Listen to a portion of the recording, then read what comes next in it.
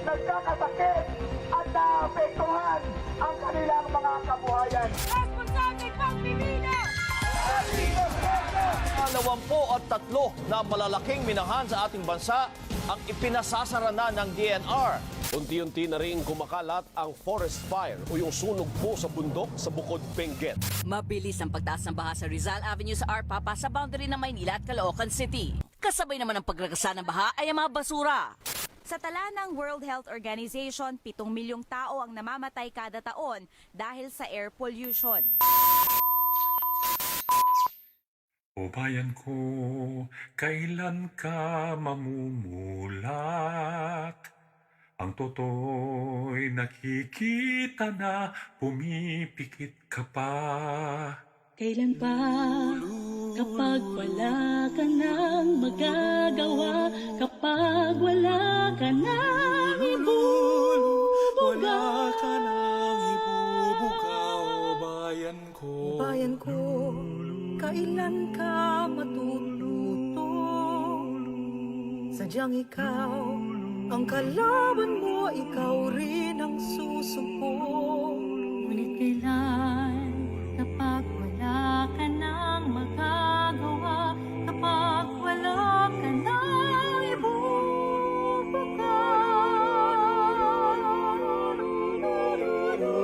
Bayan ko, kailan ka tatayo?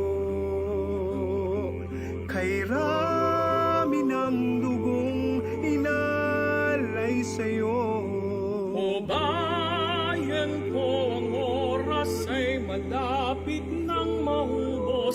Bangon na, bumangon bayan ko. Kailan ka mamumula?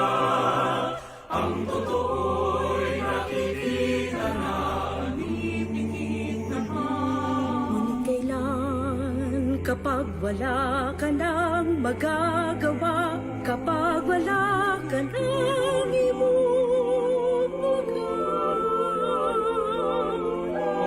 O bayan ko, kailan ka tatayo? Kay rami ng dugong inalay sa'yo.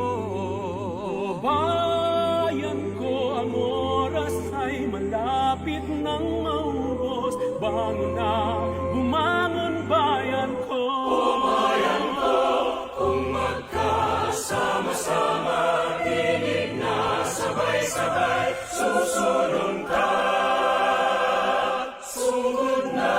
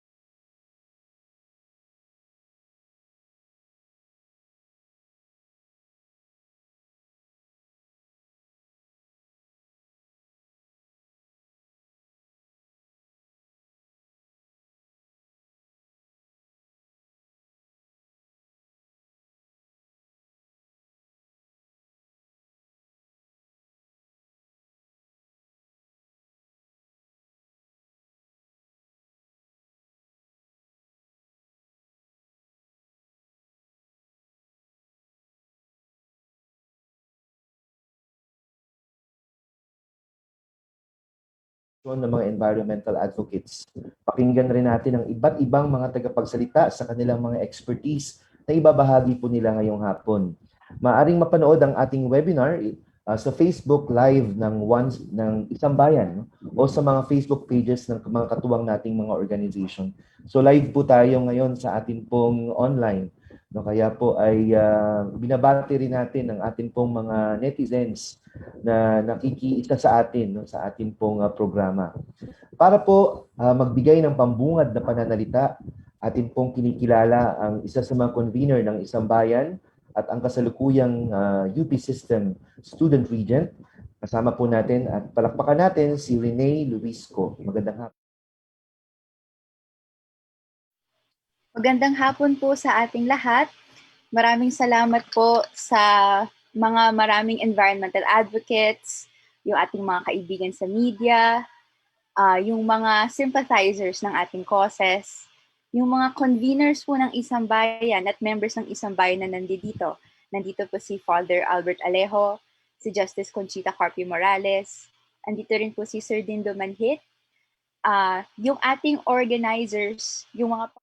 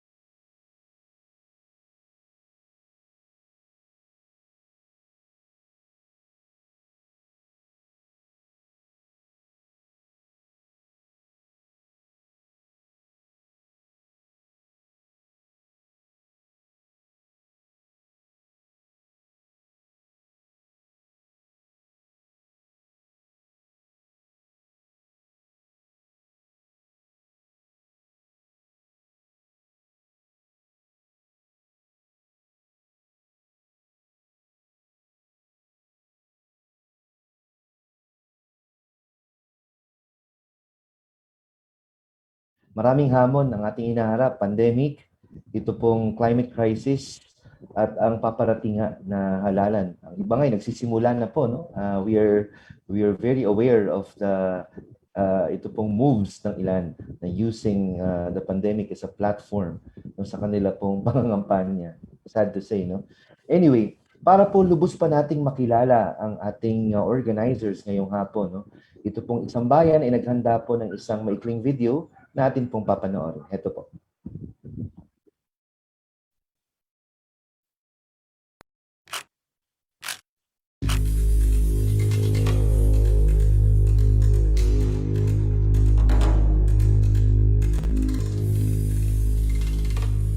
This group represents the democratic forces in the entire country. Pangalan nito ay Isang Bayan at sa ilalim nito ay yung tapat na pamumuno at maginhawang pamumuhay.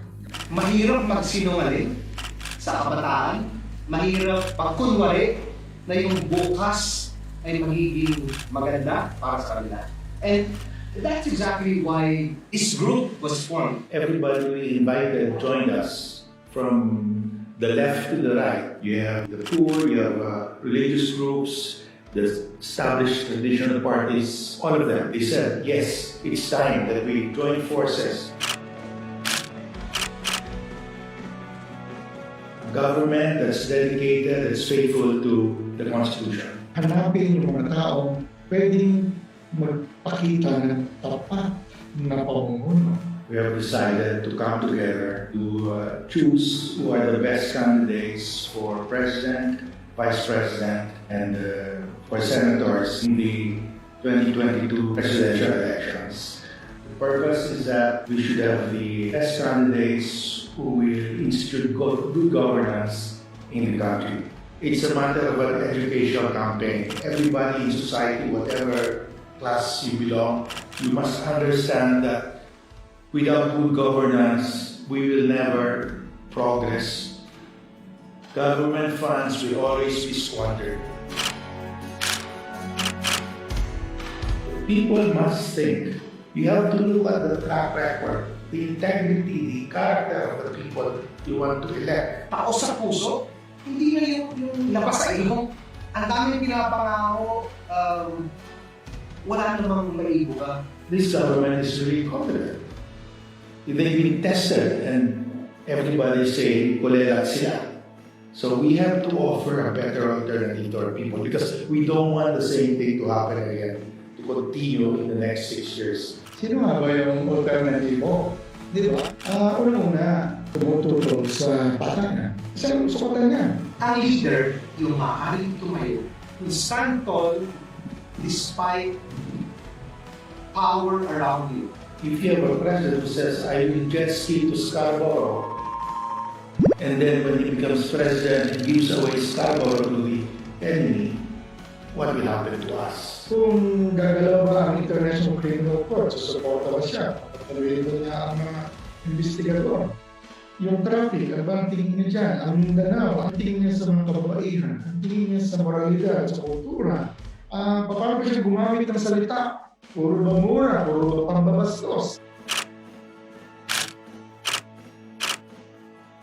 Sana makahasok tayo ng isang Pilipino na handang maglingkod ng buong buo para sa atin. Kaya natin buhayin ang ating bansa na hindi tayo nagpapaalina sa ibang nasyon, hindi tayo nagpapatuta sa mga bayan. Gusto lang tayo pagsamantala. Sana matuto tayo kung gaano katapat sa atin ang Diyos, maging tapat din tayo sa bayan na kanyang minamahal. This is a matter of national survival for us because we have to bring back good governance, respect for human rights, integrity and honesty in government.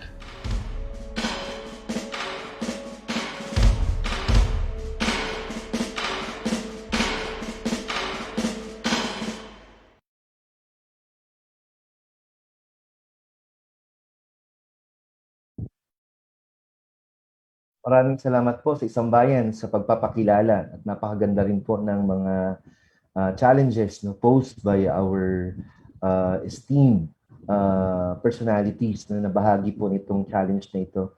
Kung paano natin haharapin ang susunod na mga araw, paano natin haharapin ang paghahanap ng isang tapat na pamumuno. At I'm sure everyone is interested and everyone is looking forward sa ganito pong klase ng hamon na ating pong hinaharap. Hamon na hinaharap natin hindi lang paisa-isa, kundi bilang isang bayan. Ngayon po, ang ating magiging daloy ng ating palatuntunan ay magkakaroon po tayo ng 6 na mga tagapagsalita, mga eksperto po na magbibigay ng kanila pong iba't ibang kuro-kuro at ang kanila pong punto de vista hinggil sa usapin. Ito pong ating programa. Magkakaroon tayo ng talakayan tungkol sa environmental governance. Mayroon din tungkol sa plight ng mga environmental defenders, tungkol sa forests and mountains, pag-uusapan na rin natin ngayong hapon. Urban pollution, kasama rin ang marine ecosystem and reclamation, at ang panghuli ay ang climate change and justice. Para rin po mabigyan ng pagkakataon ng lahat na magsalita mamaya, ay naglaan rin tayo ng sapat na oras para po sa malayang talakayan. Kaya inaanyayahan namin ang lahat, bukod sa pakikinig, ay kung nais niyo pong maglista ng inyong mga katanungan, o di kaya ay nais niyo pong isulat ito at i-forward, no? Pwede pong sa mga live po na nanonood sa Facebook, ay pwede po kayong magtanong gamit po ang ating chat box, o di kaya ay sa message section, at i-address po kung kanino nyo po itatanong ang inyong pong tanong, o di kaya ay comments. At para naman dito sa mga nasa Zoom, ay maaari pong gamitin ang ating chat box para po sa inyo pong mga questions. Kayo po'y handa na po ba para sa atin pong talakayan? Kung kayo po'y yes ang inyong sagot, ay pwede bang makakita ng mga reactions dyan, no? At mga heart o di kaya ay like sign para po ay matiyak natin na tayo'y handang-handa na. Mainit ang panahon pero mas lalo pa nating paiinitin dahil sa atin pong magagandang mga topics. Alright? Para po sa ating unang tagapagsalita, ay papakilala ko po ang magbibigay po ng kanya pong talk regarding the environmental governance.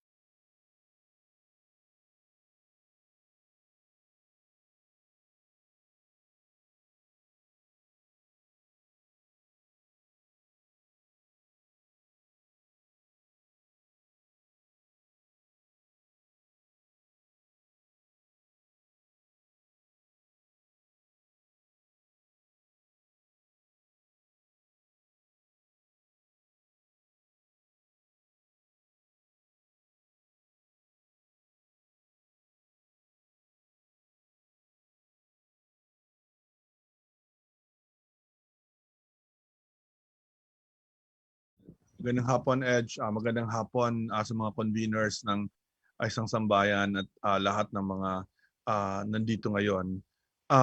Ang binigay sa akin ay napaksa yung pamamahala sa environment, no, environmental governance. On the abstract, madali siyang intindihin. Ang ibig sabihin lang doon na sa pagpapasya tungkol sa kalikasan, meron tayong mga prinsipyo na sinusunod, mga principles at norms na sinusunod. At pangalawa, meron tayong mga procedures na sinusunod. Bibigyan ko ngayon ng halimbawa yung mga ito, no, yung kombinasyon ng prinsipyo at proseso or procedure. Very concretely, kung nagbabasa tayo ng dyaryo, isa sa malaking issue ngayon ay yung pagpuputol ng mga puno sa Nayong Filipino. Actually, kung pupunta ka sa Nayong Filipino, makikita mo sa reclaimed area na yon na merong mga ilang daang mga puno. At ang gusto gawin ng gobyerno, ng administrasyon na ito, ay putulin ito para mag-build ng isang mega vaccination site para sa ICSI Foundation na siyang paraan ng pagdating ng Moderna at Pfizer na mga vaccines dito sa Pilipinas. Magandang purpose, tama yon. At sinasabi nila na yung tumututol doon ay mali kasi mas mahalaga ang buhay kaysa puno. But that is not actually, hindi yan ang conflict dito, hindi yan ang pinagpipilian dito. Napakasimple naman, maraming ibang lugar kung saan pwede mong itayo yung mega vaccination site mo. Dun sa sariling area ng malapit lang ata daw dapat sa airport kasi pagdating ng mga vaccine, madali siyang malagay. So maraming maraming ibang site para doon, while yung 500 na puno ay napakahalaga para sa Metro Manila dahil napakakonti na ng green spaces natin. So dito ang norm na ang prinsipyo na kailangan natin sundin dito ay yung prinsipyo ng conservation, no? Yung prinsipyo na hanggang may option ka, dapat mong i-preserve yung lahat ng green spaces mo. naintindihan natin na napakalaga yung public health, pero kung meron ka namang ibang option para doon, bakit mo puputulin yung mga puno mo? Pangalawang, halimbawa ko sa procedure naman, napakahalaga na kunin mo yung agreement ng mga local governments. So, good governance in environment means na local governments may say dapat sila sa mga environmental decisions. So halimbawa ngayon, may isang malaking desisyon na ginagawa ang gobyerno, sabi nila nasa final stages na, yung pag-extend ng financial and technical assistance agreement ng Oceana Gold sa Nueva Vizcaya. Even if yung local people, yung governor, yung local governments doon ay malaki ang pagtututol nila doon sa pag-extend or pag-renew ng FTA ng Oceana Gold na mining. Since nandito na tayo sa mining, yung pangatlong halimbawa ko sa prinsipyo naman ulit ay tukol sa long-term economic cost benefit, no? Yung madalas kasi sa environment na gumagawa tayo ng cost benefit, pero madalas short term yung ilang ginagamit natin na cost benefit, yung ngayon lang kung ano ang mas beneficial sa atin. Yung Administrasyon Duterte just a few weeks ago nilift nila yung mining ban for new agreements dahil sabi nila kailangan daw natin ng pera para sa COVID, no? Dahil nahirapan yung ekonomiya natin sa COVID. Kung alalahanin natin, kaya inimpose yung mining ban 9 years ago kasi nagpasya ang gobyerno, nakita ng gobyerno na we are not earning enough dito sa ating pagpapayag ng mining. That mining,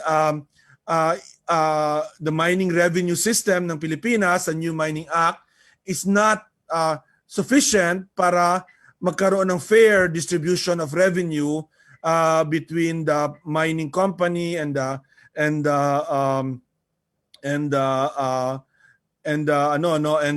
government and indigenous peoples and local communities.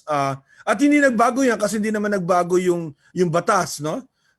Since then, so napakahalaga na i-retain yung mining ban until actually ma-fix natin yung mining revenue. Besides, kung meron man tayong makikita sa mining, maliit lang. At pangalawa, hindi yan darating sa panahon ng COVID. Darating yan 5 to 10 years from now. So kailangan ng long-term approach. Pang-apat, halimbawa din ng long-term approach, nabanggit na kanina yung climate change.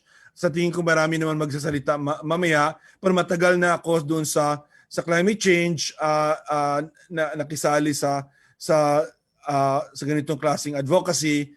At napakahalaga na tingnan natin anong epekto nito sa atin at gawin yung mga tamang desisyon ngayon, tulad halimbawa ng pagban ng coal, hindi lang ng new coal power plants but even the ones being planned, and eventually to dismantle yung current coal power plants. Pag meron na tayong kapalit, importante na may just transition, palagi kong sinasabi.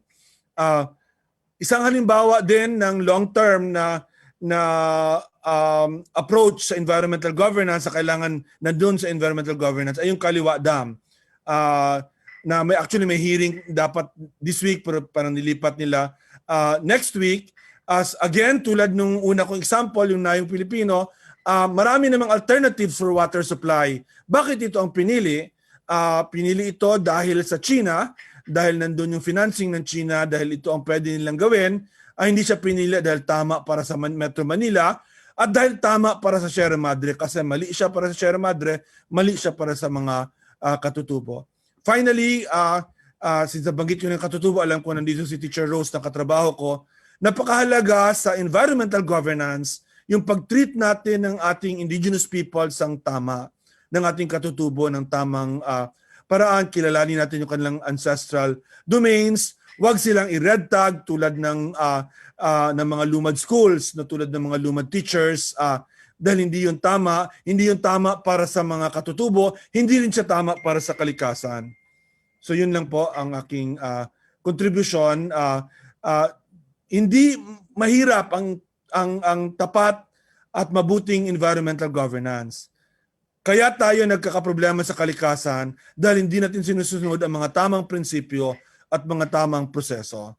At yun ang dapat itanong natin sa gobyerno ngayon, itanong natin sa mga kandidato na titingnan ng isang sambayan. Thank you.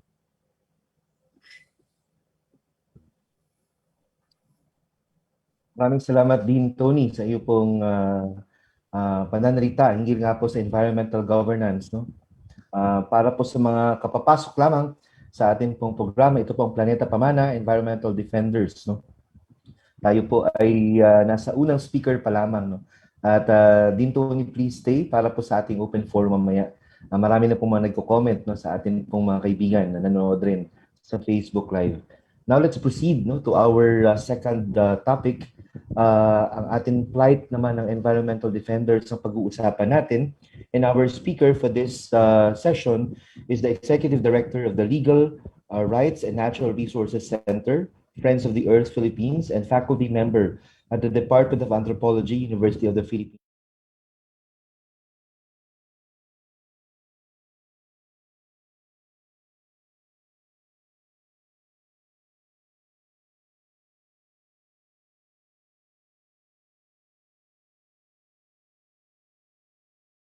No, I can't seem to open my camera. Wait, let me see if that will do. Okay, there you go.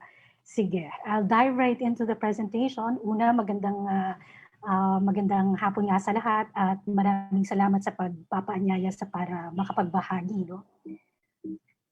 How does this move? Sorry. I think talagang medyo dicey. Hold on. Oh, there you go.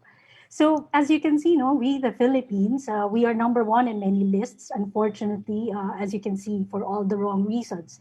We've been number one in the world for attacks for defenders. Currently, we top the list for Asia. Nabansagan na po tayong most murderous country in the world para sa mga environmental defenders. Sa magkasunod-sunod na taon, nagtala tayo ng 30 defenders na paslang. Sumunod noon ay 43. Sa mga taong iyon sa sektor ng agribusiness, large, expansive agro-industrial plantations, ang sites of conflict. Tayo po ang nagdala ng pinakamaraming mining-related deaths. Allow me to recount a few stories. No? For mining, and also by way of a belated commemoration for Mother's Day, some years ago, a Blaan mother and her sons were killed in a military operation in Tampakan, South Cotabato. The deaths remain without justice. While the largest open pit mine in Southeast Asia and Western Pacific, Sagittarius Mining, din Tony mentioned this earlier, no, ay nagbabadyang banta sa kanilang lutang kabilin o ancestral domain. And Tony also mentioned earlier about the OceanaGold impending renewal and how, in this case, this is a photograph of police, no, that meant to disband a peaceful and, if I might add, following protocols when they did their community barricade against OceanaGold, rather the coming in of the tanks. There you go. Batid pa po namin ang kawalan ng 8 Taboli-Manobo na mga kasama ang kanilang leader na si Dato Victor Dinian. Sila po ay pinatarangan na mga NPA, nilusob at pinatay sa isang military encounter. We assure you they were not insurgents. No? What it was a massacre. Hindi na lamang po nila pinahintulutan na magtuloy ang industrial plantation ng MNS Corporation sa kanilang yutang kabilin.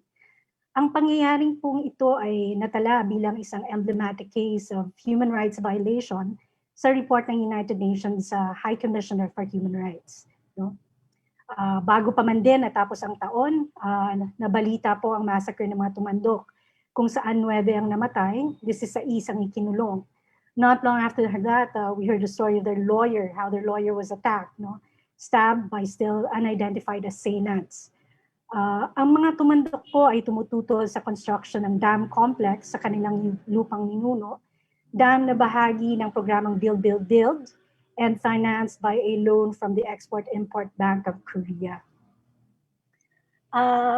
Ito po ay hindi bagong mga kaganapan. An iconic figure in indigenous people's rights movement ay si Ama Makliing Dulag. No? He was shot multiple times by the Philippine Army during the time of the dictator Marcos. Lumaban po siya at ang mga kasamang kalinga sa Chico Dam na noon ay financed by the World Bank.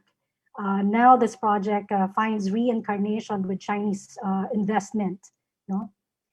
Sa Southern Luzon, nariyan po ang Kaliwa Dam that threatens the Dumagat Remontado. I think Tony had mentioned this earlier as well. No? Kung saan, again, with a bilateral agreement with the Republic of China, you have a lot of stresses and issues going on the ground. No? Hindi pa po natin naulat ang sitwasyon ng mga defenders sa iba pang mga lugar. Sa bawat isa nito, no, sa Pinyahan, Kasagingan, sa Bakawan, sa Karagatan, may mga defenders, kaunti ang bilang, pero nagsusumikap. No? And while I spoke mostly of community stories and community actors, bahagi po sa hanay ng mga defenders are those who work in support and solidarity. You have individuals and organizations. No? Sa ating last frontier sa Palawan, kung saan ang mga komunidad at mga environmental lawyers ay kung hindi napaslang na red tag, ay declared persona non grata. Ilan din sa mga kasama natin dito, malamang ay nalista na at nabisita na rin. Ang ating mga religious, no, na mga kasama who witness the gospel for the integrity of creation. We hear the word massacre often used, no, because often, more than just individuals, it is communities that make the stand. No? Sa mga kwento ko po, yung kadalasan mga kasamang Katutubo, Lumad, Igorot, Dumaga, Tumandok at iba pa, are collectively asserting their rights, and we endure the benefit of that, no? But they are the ones at the front lines at mortal risk. No? If not by death, many defenders face slap suits, no?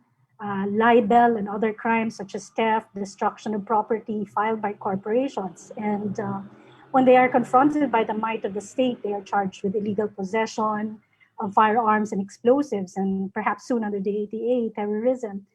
This is a photo of Betty Delen, who was a staunch anti-Chevron in the Kalingas, and she was arrested and recently released. No? Ang mga pangyayaring ganito ay hindi natin mahihiwalay sa usapin ng government policy patungkol sa development at security, gaya na nga din na paunang nasabi ni Dean kanina, because these policies are what enable and condition the situations of the stress and suffering at nagpapatuloy ng mga inequities, no, kabalintunaan ng pagka-couch sa mga proyektong ito bilang development projects. Nakita po natin sa ating gawain na ang pagkadelikado ng ganitong tambalan, halimbawa sa mining policy na meron tayo ngayon, at kakambal ng isang security policy na pinapatupad sa pamagitan halimbawa ng NTF-ELCAC na nagiging sandalan para paratangan ng mga komunidad, halimbawa ng mga lumad communities bilang recruitment base ng NPA.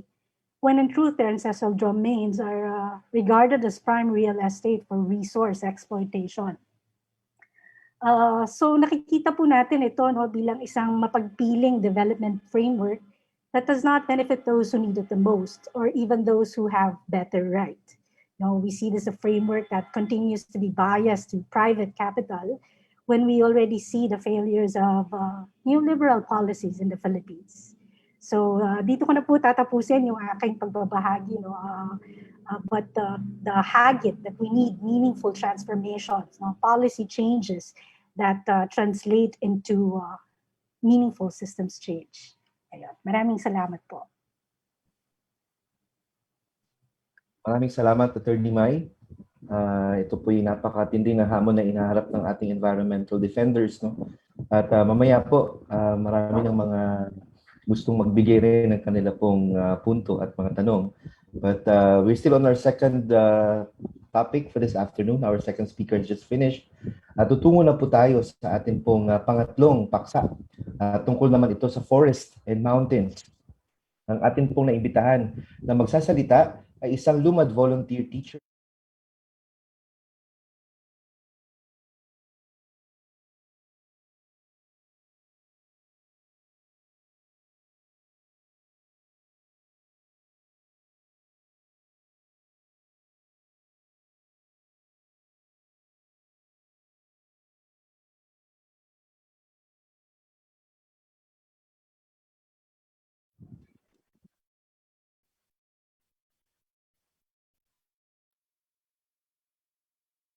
Magandang hapon po sa ating lahat at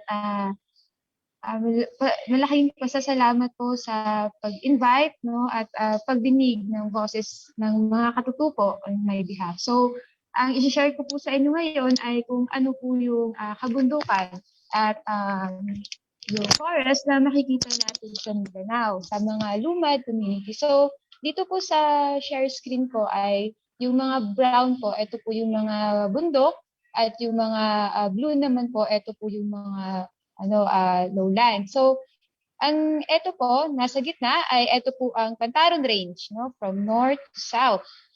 Yan. At ang Pantaron Range po ay sumasakop po siya ng 1.8 million hectares. So, sa Pantaron Range po ay yun. Yan, ito po siya. So, ito po yung view ng aming school. So, ang aming school po ay scattered po siya Minda-wide. So, ito po yung natatanaw namin every day nung nagumagising kami nung nasa community pa po kami. At ang Pantaron Range din po, makikita po din po natin doon yung Philippine Flying Lemur, Philippine Eagle, at yung brown deer. Yun. Sobrang yaman po talaga ng ating mga kabundukan kasi sa experience ko ng mga lumad school ay hindi na po kami bumababa sa lungsod para po bumili ng mga canned goods, makakain kasi kaya po namin buhayin ang aming community, no, sa pamamagitan ng pagtatanim, pagkuha sa kalikasan. May mga malilinis pa po na mga tubig na andon. Yan. Pero, gaya po ng nasabi ni Attorney Mai, nila din Tony, may pang-atake po aside sa pang-attacks directly sa mga environmentalists at saka environmental defender, ay may plunder din po na nangyayari sa Mindanao. Since ang Mindanao po ay sinasabi ng mga capitalist na food basket. Bakit po? Yan.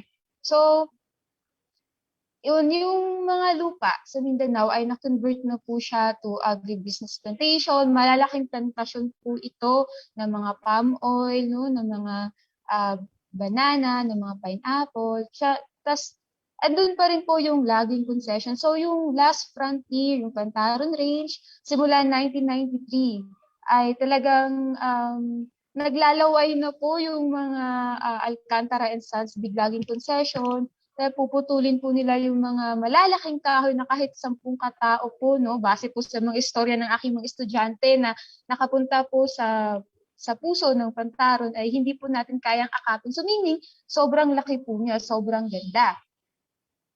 At kagaya din po na nangyayari sa Kaliwa Dam, may dam din pong tinatayo sa Mindanao na umaapekto din po siya sa 20 ka-communities at yung madidisplace ng mga katutubo ay hindi po bababa sa 30,000. Yun. At syempre po yung Caraga region alone ay tinagurian pong mining capital of Asia. Yun po yung nangyayari sa Mindanao. Ang dami pong mining areas na approved noon ng DNR at maging ng LGU or ng Davao del Norte. Yung Pantaron Range po na pinakita ko sa inyo na yung 8 major ranges ay nakaangkla doon ay papasukin na po siya ng Philippine Chinese Mining Company. At welcome po sa Mindanao. So yung pinakita ko po na maganda, yung malinis na tubig ay eto na po siya ngayon. Yan, dahil nga nagkakagano dahil marami pong deposit in terms of natural resources. Yan, at dahil nga po kapag mapag-uusapan po kasi ang kalikasan, bundok at kagubatan, hindi po ito maipaghihiwalay sa konteksto ng mga lumad or ng mga katutubo. Dahil po yung mga lumad ay frontliner, no, na pagdepensa sa mga lupa, kaya may nangyayari po mga attacks. Papasadahan ko na lang po at pasensya at paumanhin po sa mga larawan. Yun. So during the President Rodrigo Roa Duterte, aside sa martial law sa Mindanao, nakapagtala po kami ng 1,030 cases ng attacks on human rights. No, may mga pamamaslang, pagkulong sa mga volunteer teachers, yung pinaka-recent po ay sila Teacher Chad, yung pambobomba sa aming lupang ninuno, no, doon po sa mismong bundok o kagubatan ay binubomba po nila. Yan, may displacement, torture, at yung pagpapasara po ng mga lumad school. So, kaya po kami nag-backwit dahil grabe po yung pagpapasara, grabe po yung panghaharas, yung distraction of our schools, na kung saan doon kami nalocate, no, sa gitna ng kagubatan, sa gitna ng bundok na naproprotektahan po namin. Pero ngayon, na-displace nga po kami. Ito na po yung nangyayari sa mga lumad schools.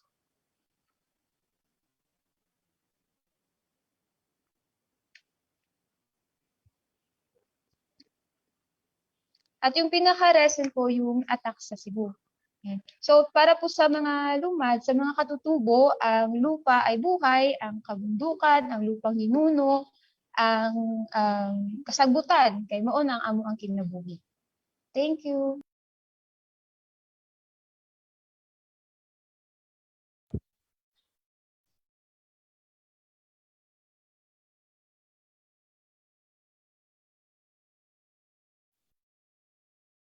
Maraming salamat, Teacher Rose.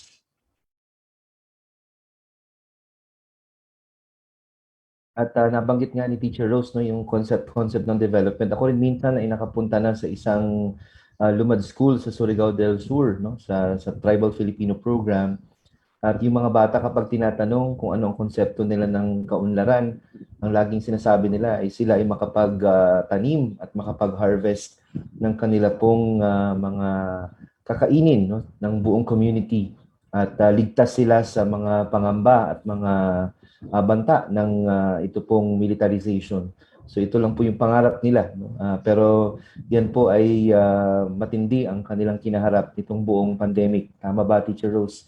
No, mas lumala nitong pandemya ang kasalukuyang sitwasyon nila. Displaced, harassed, and they are charged with different cases, no, ng mga trump-up charges. Yan po ang kalagayan ng ating forests and mountains. Thank you again, Teacher Rose, our third speaker for this afternoon. Tumungo po tayo sa usapin naman ng urban pollution. Nako, from the rural area, tumungo tayo sa syudad. At ipapaliwanag po yan ng ating country director ng Greenpeace Philippines.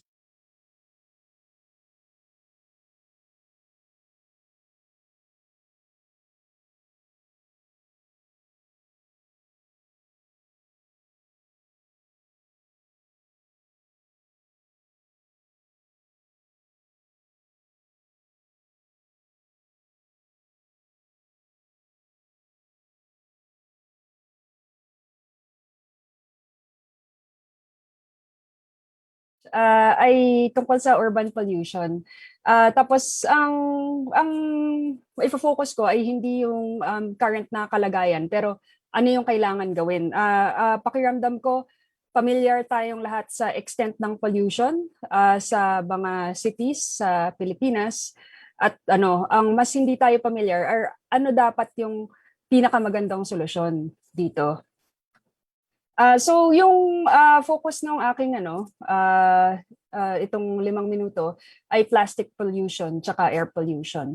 Pero bago nun, magpapakita lang ako ng a few slides on some surveys na kinomission ng Greenpeace in 2018 tsaka in 2020 kung ano yung pakiramdam ng mga tao tungkol sa pollution. At ito yung mga tanong doon kung ano yung nitong pandemic, ano yung ayaw balikan ng mga tao after the pandemic. Makikita nyo na mataas ang pollution, dirty surroundings, air pollution, tsaka no proper implementation of waste management. Mataas siya sa isip ng mga tao, sa mga aided na list, kung ano yung mga bagay na ayaw nilang balikan. Tapos may tinanong rin kami na medyo election-related questions. Ito yung nung 2018, kung ano yung mga iboboto ng mga Pilipino in terms of yung stand ng mga kandidato on pollution. Tapos makikita natin na maraming Pilipino na gusto nila na talagang masolusyonan itong problema, at ang i-favor nila ang isang kandidato na mag-i-implement ng strict laws tsaka mag-enact ng single-use plastic bans. Ganito din dun sa pangatlo, na slide na ipapakita ko, na sa tingin ko ay maganda rin na isipin ng mga tao bago pumasok ang eleksyon, maraming mga Pilipino na sinasabi nila, base sa survey na to, marami ang nagsasabi na magboboto sila ng kandidato na merong stand, may policy that will stop corporations from destroying nature and climate. At doon, medyo doon ako sa sentro kasi sa presentation kong ito, gusto kong ipakita na ang pag-address ng pollution, yun nga, kung sinabi natin ay out at source, kailangan ng tinitingnan natin, ang sinuscrutinize natin ay yung mga korporasyon at hindi yung mga tao na, di ba, sa current na administration natin, parating sinasabi na pasaway yung mga tao, hindi masunurin, etc. So parang napupunta yung burden sa mga tao. Pero kailangan natin i-elevate yung discussion from there na hindi ito ang may pinakamalaking responsibility dito ay ang mga corporations at kailangan silang i-regulate doon sa pollution na ginagawa nila. Yun yung topic ko siguro for plastic pollution. Parang pag binaligtad natin yung perception natin ng plastic pollution na hindi siya litter problem, pollution problem siya. So ang mga, hindi lang Greenpeace, lahat ng mga environmental organizations that are working on waste, karamihan, hindi lahat kasi yung mga iba naniniwala pa rin sila na pollution problem. Karamihan ng mga environmental organizations na nag-work on waste, kasama na sila Oceana, na they work on plastic pollution at sea, for example. Naniniwala kami na siya, pollution problem siya. Ibig sabihin, hindi siya aesthetic problem. Hindi ito tungkol sa paglinis. Hindi ito tungkol sa waste management na kailangan maayos yung pagkolekta. Hindi ganun yung dapat yung usapan. Pollution problem siya. Ibig sabihin na ang problema ay actually ang dami-dami yung production ng plastics na basura. Pinoproduce siya ng mga corporations to make sachets, to make disposable packaging, etc. And that should be where the problem is addressed. So, kailangan reduction, hindi management. So, siya, at the root. So, ito yung mga ina-advocate namin na solutions tungkol sa plastic pollution. So, kailangan i-regulate yung single-use plastic production at source.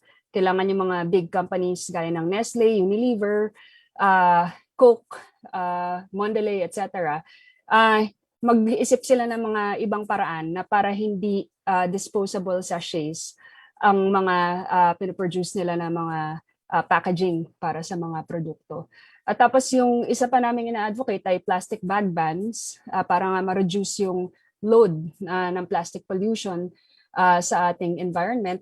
Tapos yung pag-promote ng refill and reuse systems na isipin natin kung paano better madedeliver ang mga produkto in a more sustainable manner na mas mas friendly din sa mga tao. Kasi 'di ba yung pag-reuse ng gamit, pag dati naman ganoon naman tayo sa pagbili, for example, ng sa tindahan, suka sa tindahan, di ba? Yun, pupunta yung bata doon, pinadala ng nanay, may dala ng bote. Parang i-institutionalize yung gano'n kaysa yung institutionalized na sachet-driven na economy. Sa baba naman, nilista ko lang yung mga end-of-pipe solutions kung saan hindi pabor ang mga environmental groups gaya ng Greenpeace. So waste-to-energy incineration, waste as fuel for cement kilns, downcycling like paggawa ng plastic roads, plastic chairs, eco-bricking. So lahat ito ay end-of-pipe kasi ang ina-address lang nito ay kapag nagawa na yung pollution, hindi niya ina-address yung problema.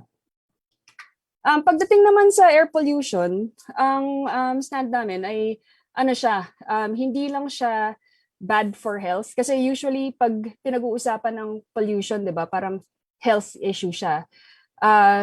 Kailangan ma-broaden din yung discussion about pollution to economy and climate. Kailangan makita natin na ang effects ng pollution are not just to people's health. Kasi pag sinabi yung people's health, minsan ang gobyerno or ang corporations, they don't really care so much about people's health, di ba? Parang mas importante sa kanila na kumita, for example, or mas importante na isipin yung growth kaysa yung health ng people. So pag sinama natin sa equation na bad ang pollution for economy and climate. Maganda itong angulo to address air pollution at root. So sa amin, yung air pollution na talagang ina-address namin is air pollution from fossil fuels, coal, oil, and gas. Tapos itong slide na to, I guess many of you are already familiar about the effects of air pollution. So lalo na sa panahon ngayon na COVID is a respiratory disease, having pollution does not help us cope with diseases like COVID. Tapos ito, yung pangalawang bullet point galing sa report ng Greenpeace na inestimate na ang effect ng air pollution on the economy is 1.9% of GDP. So ito yung due to healthcare costs tsaka work absences. Kasi malaki talaga yung epekto nito sa kalusugan. Ika nga nila ang air pollution ay silent killer. Tapos sa cities, kasi yung topic ngayon ay tungkol sa urban pollution. In cities, ang main source of air pollution ay vehicular sources. So datos ng DNR, 65% of air pollution in the country is from vehicular sources in Metro Manila, and it's because our transport system is almost entirely dependent on fossil fuels, diba? Tapos ang fossil fuels ito pag binaburn mo, nagpo-produce siya ng toxic matter tsaka PM 2.5. Tapos meron din isang angulo ng air pollution sa urban cities na hindi natin kino-consider kasi yung mga coal plants na malala din mag-produce ng air pollution, nasa probinsya sila, 'di ba? So parang in the case of Metro Manila, parang outsourced pollution 'yun kasi yung electricity na ginagamit ng Metro Manila ay galing sa mga areas in the countryside na kung saan ay communities are suffering because of the air pollution to supply electricity to Metro Manila. So that whole parang paradigm ng parang reliance on fossil fuel sources ang kailangan natin palitan para ma-solve ang air pollution at source. Tapos ang maganda sa pag-solve ng air pollution ay when we solve air pollution at source, i-address rin ito yung climate and health crisis. So pag phase out ang existing fossil fuel power plants at nag-shift tayo to renewable energy, mawawala ang air pollution, syempre, na galing sa mga coal plants, diesel plants, etc. And also in cities, if cities invest in sustainable transport and mobility options na sustainable, for example ngayon, di ba, ngayong panahon ng pandemya, dumami yung calls for bike lanes, etc. Tapos yung cities na parang standalone na decentralized ang city, able to provide for its citizens at a short distance. Dapat ganun na yung tinitingnan natin na modelo para hindi na tayo maging reliant sa mga sasakyan na parang isa lang yung na reliant on fossil fuels. Tapos hindi siya sustainable in the sense na hindi siya mass transit, tapos parang sort of individualized na transportation na malaki ang footprint. Yung last point na gagawin ko siguro is yung climate and pollution crisis and yung relation niya to public health, kasi nga nasa panahon tayo ng COVID.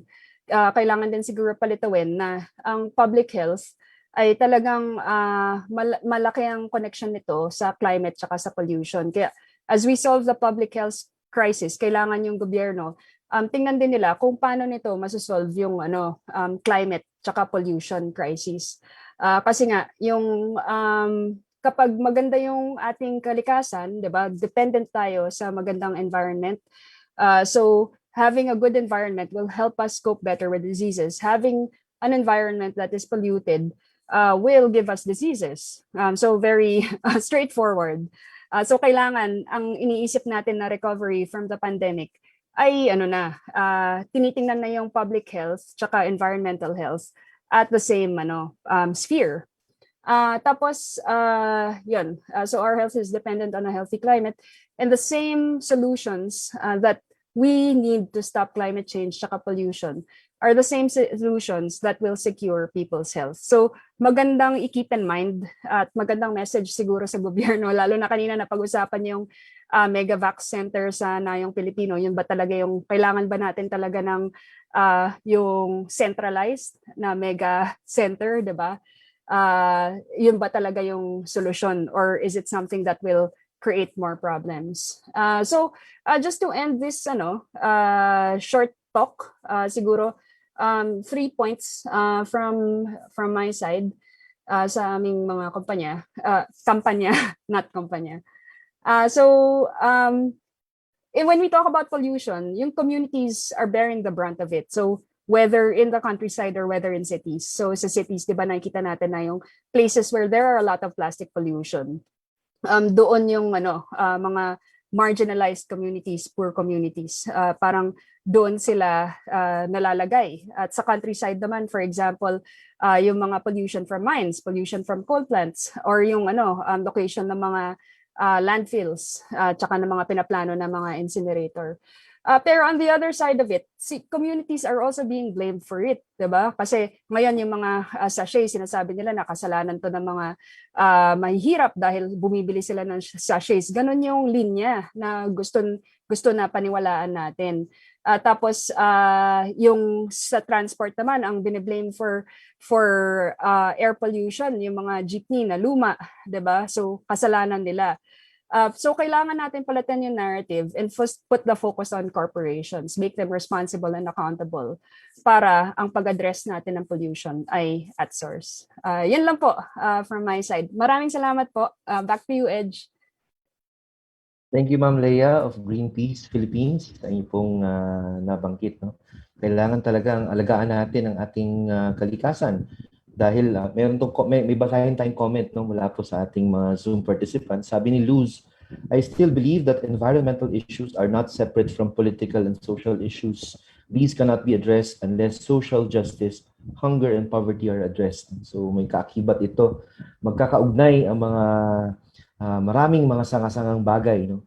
And ang pag-aalaga natin, sabi ni Ma'am Leia kanina, hindi lang ito usapin ng ating kalusugan, usapin rin ito ng ating ekonomiya at ng ating pong kalikasan. Kaya mahalaga po na tayo po'y maging aktibo sa mga kampanya na tulad po na na-promote ng Greenpeace kanina. Maraming salamat muli, Ma'am Leia, and she will still be joining us later para po sa ating open forum. And we're down to our last 2 speakers, no? Para po sa mga kapapasok lamang sa atin pong Facebook. We are live sa Isang Bayan Facebook page and other pages po. And our friends in the media are still with us this afternoon to support our efforts to bring the news and updates sa mas nakararami pa nating mga kababayan. Para po sa ating panglima na tagapagsalita ngayong hapon, mula sa mga kabundukan, mula sa urban, tumungo naman tayo sa nakakapanabik na marine ecosystem at ang reclamation ng mga usapin dito.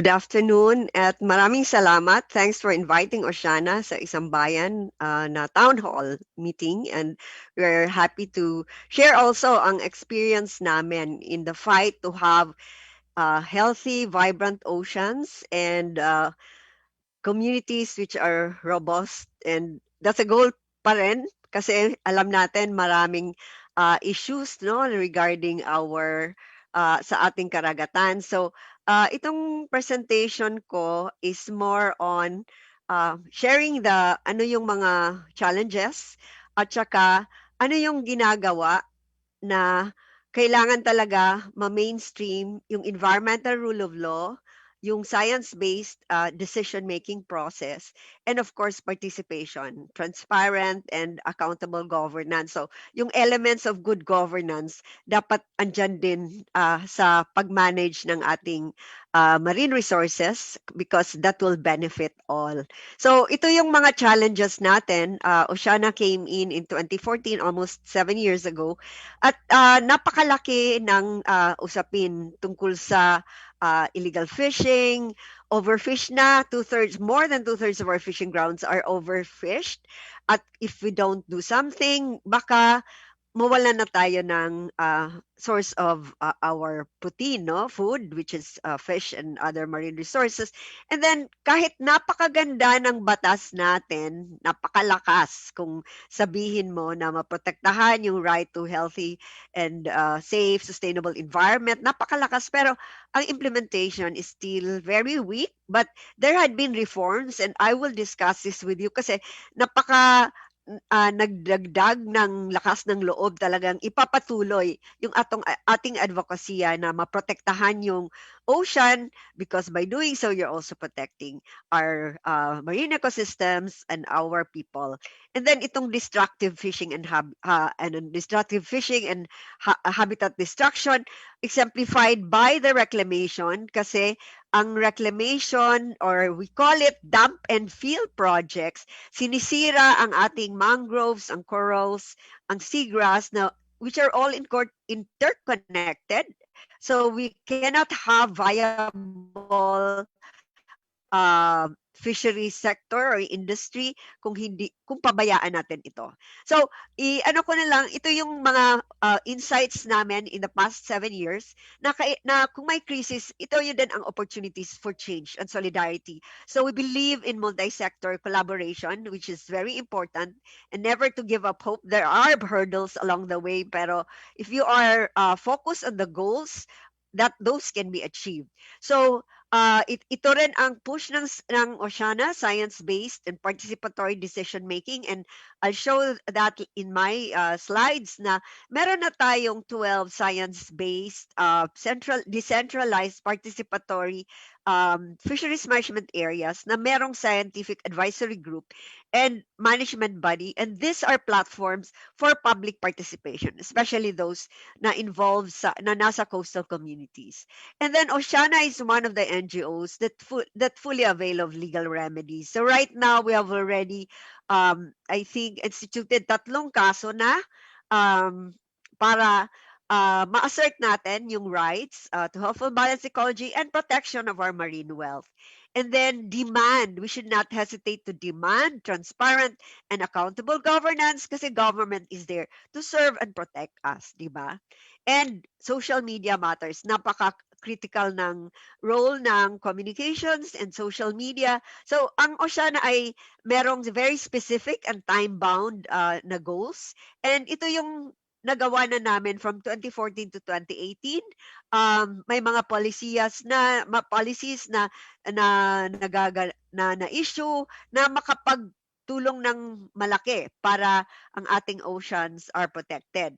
So and this is for 2019 and 2022 dahil sa foundation that was laid from 2014. Meron na tayong science-based fisheries management areas, meron na tayong National Sardine Management Plan, ang sardine ang pinaka-importanteng isda sa ating Pilipino, and then meron ng rules on vessel monitor. Ito yung talagang matindi ang laban namin dito, pumunta kami sa Supreme Court, and ito yung aming formula, and this can be followed by anyone and we find this very successful. So ito yung nag-file kami ng lawsuit 2018 and 2020. After 4 years, meron ng rules on tracking devices for all commercial fishing vessels in accordance with RA 10654. And then ang industry sued DABFAR and now we filed an intervention. Nag-intervene kami as respondent in support of the government na dapat hindi isuspend or iban ang implementation ng rules on vessel monitoring. Napaka-importante nito para matulungan natin ang ating enforcers katulad ng mga coastal local authorities, na hirap mag-enforce, but with the use of tracking device, andyan sa computer, makikita na yon. So, what we did, kulang ang data from government, hindi updated, we created this Karagatan Patrol in partnership with the League of Municipalities of the Philippines. At ngayon makikita through night lights saan yung apparent illegal commercial fishing happening. So yung mga pula-pula na yan yung nakikita. Pero kung vessel monitoring system ang tingnan, naka-turn off sila, hindi mo sila makita na ganyan kadami, no? So, we are very much involved itong pag-junk ng House Bill na i-allow ang commercial fishing. We're in partnerships with the fisher folks, the youth, local authorities who are against this bill and which should be resisted. Ang reclamation projects, from the very beginning, we were with the niche and various organizations, Wild Bird Club, and Fisher Fox, of course. And then hindi naman nag-end. Nag-file kami noong December ng petition for writ of Kalikasan. Yes, but unfortunately, nag-MR kami, hindi kami pinakinggan, but the fight continues. And marami po ang ating polisiya ngayon, katulad ng inisyo ng Department DILG, na i-validate yung compliance ng mga local authorities sa enforcement or implementation of fisheries law. Pwede po kayong sumali kung tingnan kung ginagampanan ba yung mga mandatos na iyon. So, we are also promoting continuously itong what's happening in Taliptip. I understand marami nang na-destroy na mangroves and we have to continue the vigilance. And then of course sa plastics na ano na to ni Leia, but ang push namin is the National Solid Waste Management Commission should already ban single-use plastics including that in the NAIAP, because ang effect niyan is maban ang manufacture production ng single-use plastics at source. 20-year-old na itong mandato na hindi pa nagampanan. And ito are some of the ways that we are doing. Ang nakita namin, kulang ng capacity training yung enforcement agencies natin, even judges and prosecutors. So we are doing enforcement trainings para makatulong na ma-add yung kanilang knowledge. Even yung use of SLAP as a defense, na tinutulungan din po namin yung mga enforcement agencies na dedicated to do their job, but maraming mga obstacles, mga political interest of some authorities, filean sila ng harassment suit. So ito yung, in essence, yan yung ginagawa namin, and we are hopeful na the people would be more engaged in ensuring accountable, transparent, participatory governance under the rule of law. At maraming salamat po.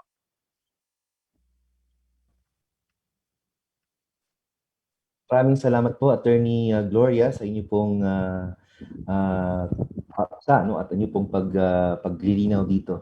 At nabanggit niyo po yung Taliptip, no? Malapit sa puso ko po yung Taliptip, Attorney Gloria, dahil nag-fieldwork po kami doon sa UP College of Social Work and Community Development, at nakita namin kung gaano ka-diverse at ka-dynamic, no, yung fishing communities na ngayon nga po ay na-displace na dahil nga po dito sa matinding mga quote-unquote development projects na sinasabi nila, na hindi naman po talaga included sa development framework na ito ang mga mamamayan, ang mga mangingisda, maliliit na mga mangingisda, na siya pong magiging apektado nito pong malalaking mga aerotropolis projects dyan sa Bulacan. Attorney Gloria, di ba ba?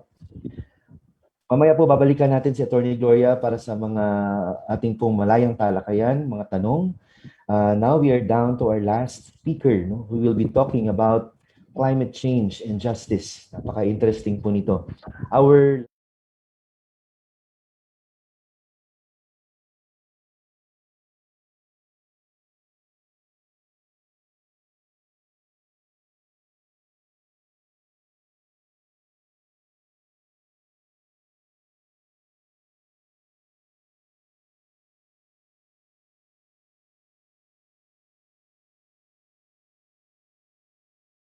Good afternoon, and yun, magandang hapon sa lahat na nakikinig ngayon. So last year, nakita naman natin talaga kung gaano kalala yung ating krisis sa klima dito sa Pilipinas. Isipin nyo, 4 yung bagyo sa loob ng isang buwan ang yung naranasan natin, kasama na dito ang bagyong Rolly at Ulysses. Nung nakaraang buwan lang, nung Abril, naranasan na rin natin ang pinakamalakas ng bagyo na naitala sa buwan ng Abril sa kasaysayan ng buong mundo. So breaking records na po tayo, no? Halos kada taon, pero hindi naman ito magagandang records. Nandito na talaga ang climate emergency at ang pagtaas ng greenhouse gas emissions ng mga malaking bansa kagaya ng China, US, European Union, ang pangunahing sanhi ng mga problema natin ngayon. Sa gitna ng mga sunod-sunod na bagyo nung nakaraang taon, nagsalita si President Duterte sa ASEAN. In a vacuum, sobrang ganda yung mga sinabi ni President Duterte. Recognition of the climate emergency, seeking accountability from industrialized countries for the climate crisis. Actually, hindi malayos ang mga sinasabi niya doon sa speech niya sa mga sinasabi ng mga environment at climate organizations. But it's one thing to make speeches, it's another to follow it up with actual concrete action. At dito talaga nagkulang ang kasalukuyang administrasyon. Ano banggit nga kanina, we've seen the approval of the destructive Bulacan Aerotropolis in Manila Bay that displaced fisherfolk and destroyed mangrove ecosystems that would have protected communities from typhoon storm surges. We've also seen the recent lifting of the decade-long ban on new mining operations that would put forest and mountain ecosystems at risk. We've seen the continued devastation of our last lines of natural defense with the continued operation of destructive companies during the pandemic. And while the current administration might boast na yung Pilipinas, we finally submitted yung nationally determined contributions or NDCs natin to the United Nations in compliance with the Paris Agreement, it is nowhere near the level of ambition and fairness that is necessary in the context of fighting for climate justice. Marami din sa mga proyekto sa ilalim ng mga NDCs natin ay conditional. Ibig sabihin, wala talaga sila sa plano at umaasa sa external support ang mga ito. Ang isa sa mga rason dito, kulang raw sa pondo. Pero alam naman natin na maraming pinapondohan ng ating kasalukuyang administrasyon na lalo na sa konteksto ng pandemya at krisis sa klima, hindi naman talaga kailangan. Dahil walang genuine investment in long-term adaptation ang mga nakaraang at kasalukuyang administrasyon, walang ibang nakakapitan ang mga pinaka-apektadong komunidad kundi ang natural defenses kagaya ng mga kagubatan, bundok, mangrove forests, coral reefs. Pero kahit ito binabaliwala, kundi aktibong sinisira ng kasalukuyang administrasyon. Youth climate activists in the Philippines have not been silent in our fight for climate justice. Kasama ang youth activists dito sa Pilipinas sa international na panawagan na no more empty promises. At saktong-sakto ito sa kasalukuyang administrasyon natin. We are in a climate emergency, and for the communities impacted today and for future generations that will be more impacted, we need to fight for change now. Kahit sa gitna ng pandemya, dapat kilalanin natin na hindi nawala ang krisis sa klima, kundi narito pa rin siya at pinapalala pa niya ang ating kasalukuyang krisis sa kalusugan. Kagaya ng pandemya, kailangan din natin ng agarang plano at aksyon para sa climate change. We are running out of time. Hindi na sapat ang mga pangako. Climate justice now means no more empty promises. Muli ako si John Bonifacio from Saribuhay National and Youth Advocates for Climate Action Philippines o YAKAP at tuloy ang laban natin para sa inang kalikasan at inang bayan. Yun lang po. Maraming salamat. Maraming salamat, John. Now we are at the point na we would like to again acknowledge all our speakers because it's time for our open forum. Panahon rin po ito para makapag-manifest ang ating pong mga partner organizations, mga individuals, concerned citizens.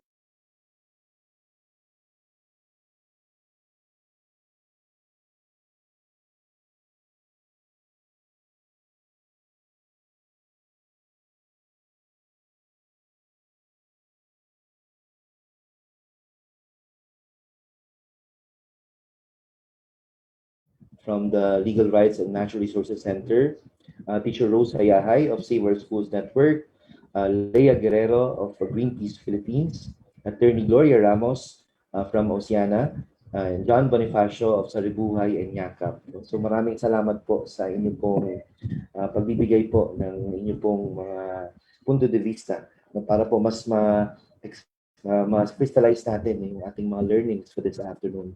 Para po sa yugtong ito ay binubukas natin ang ating espasyo para sa malayang talakayan. Ang rule po natin dito, since everyone yata ay naka-mute, no? If you want to ask our resource person para po sa mga nandito sa Zoom, kindly raise your hand. May raise button po tayo dito sa ating pong Facebook, sa ating pong Zoom room. And we will acknowledge you para po sa ating pagtatanong. And please be specific kung kanino po i-address ang inyong pong mga katanungan. Para naman sa mga nasa Facebook Live, the team is also gathering your questions. No? Ibabato po namin sa mga resource persons na inyong mga katanungan. Okay, simulan na po natin. Again, we'd like to encourage everyone to say something about comment regarding the topics that were raised this afternoon. At maganda rin po na yung atin pong mga kinatawan ay inihikayat natin na magsalita at mag-manifest ng kanilang opinion, concerns, and campaigns. Alright, meron na po tayong unang magsasalita. We are acknowledging Ma'am Joyce Sierra. Hi, Ma'am Joyce. Hi.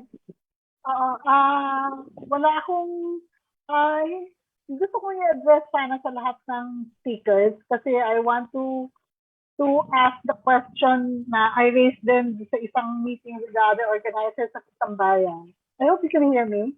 Medyo mahina lang yung internet ko. Pwede kong patayin yung video. Yeah.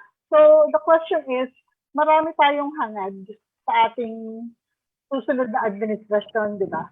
Pero sa lahat ng ipinakitang problema sa Kalikasan, ang kalaban talaga natin, malalaking kumpanya, malalaking negosyante.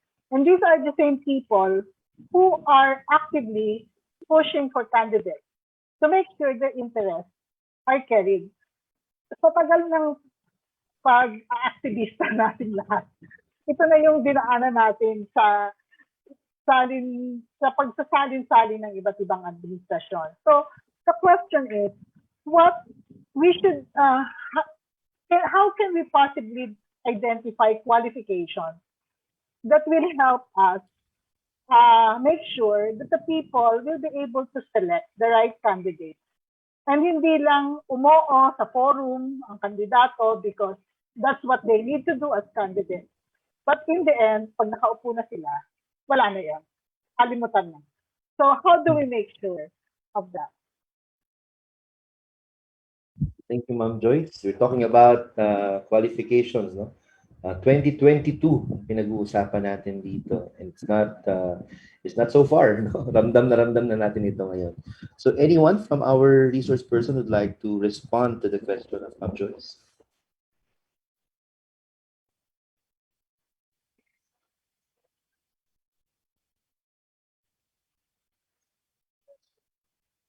Pwede ba nating tawagin muna si John? Nakapagpahinga na to si John. Okay, I'll take a shot at answering this question. I feel naman po one thing that we can do, and I think dito talaga nagsistep in yung participation natin as citizens, is one way we can ensure na yun nga, like the candidates that we're going to elect, despite what they say in forums na, for example, kahit sabihin man nila na okay tayo dito sa mga environmental policies na to or whatever, like we can examine really or try to look into yung mga connections nila in the background, like kung ano talaga yung kung saan sila nanggaling, kung may affiliation sila with certain companies that are known to be destructive. So that's one way we can ensure na we're voting for the right candidates no matter what they say, no matter what they promise.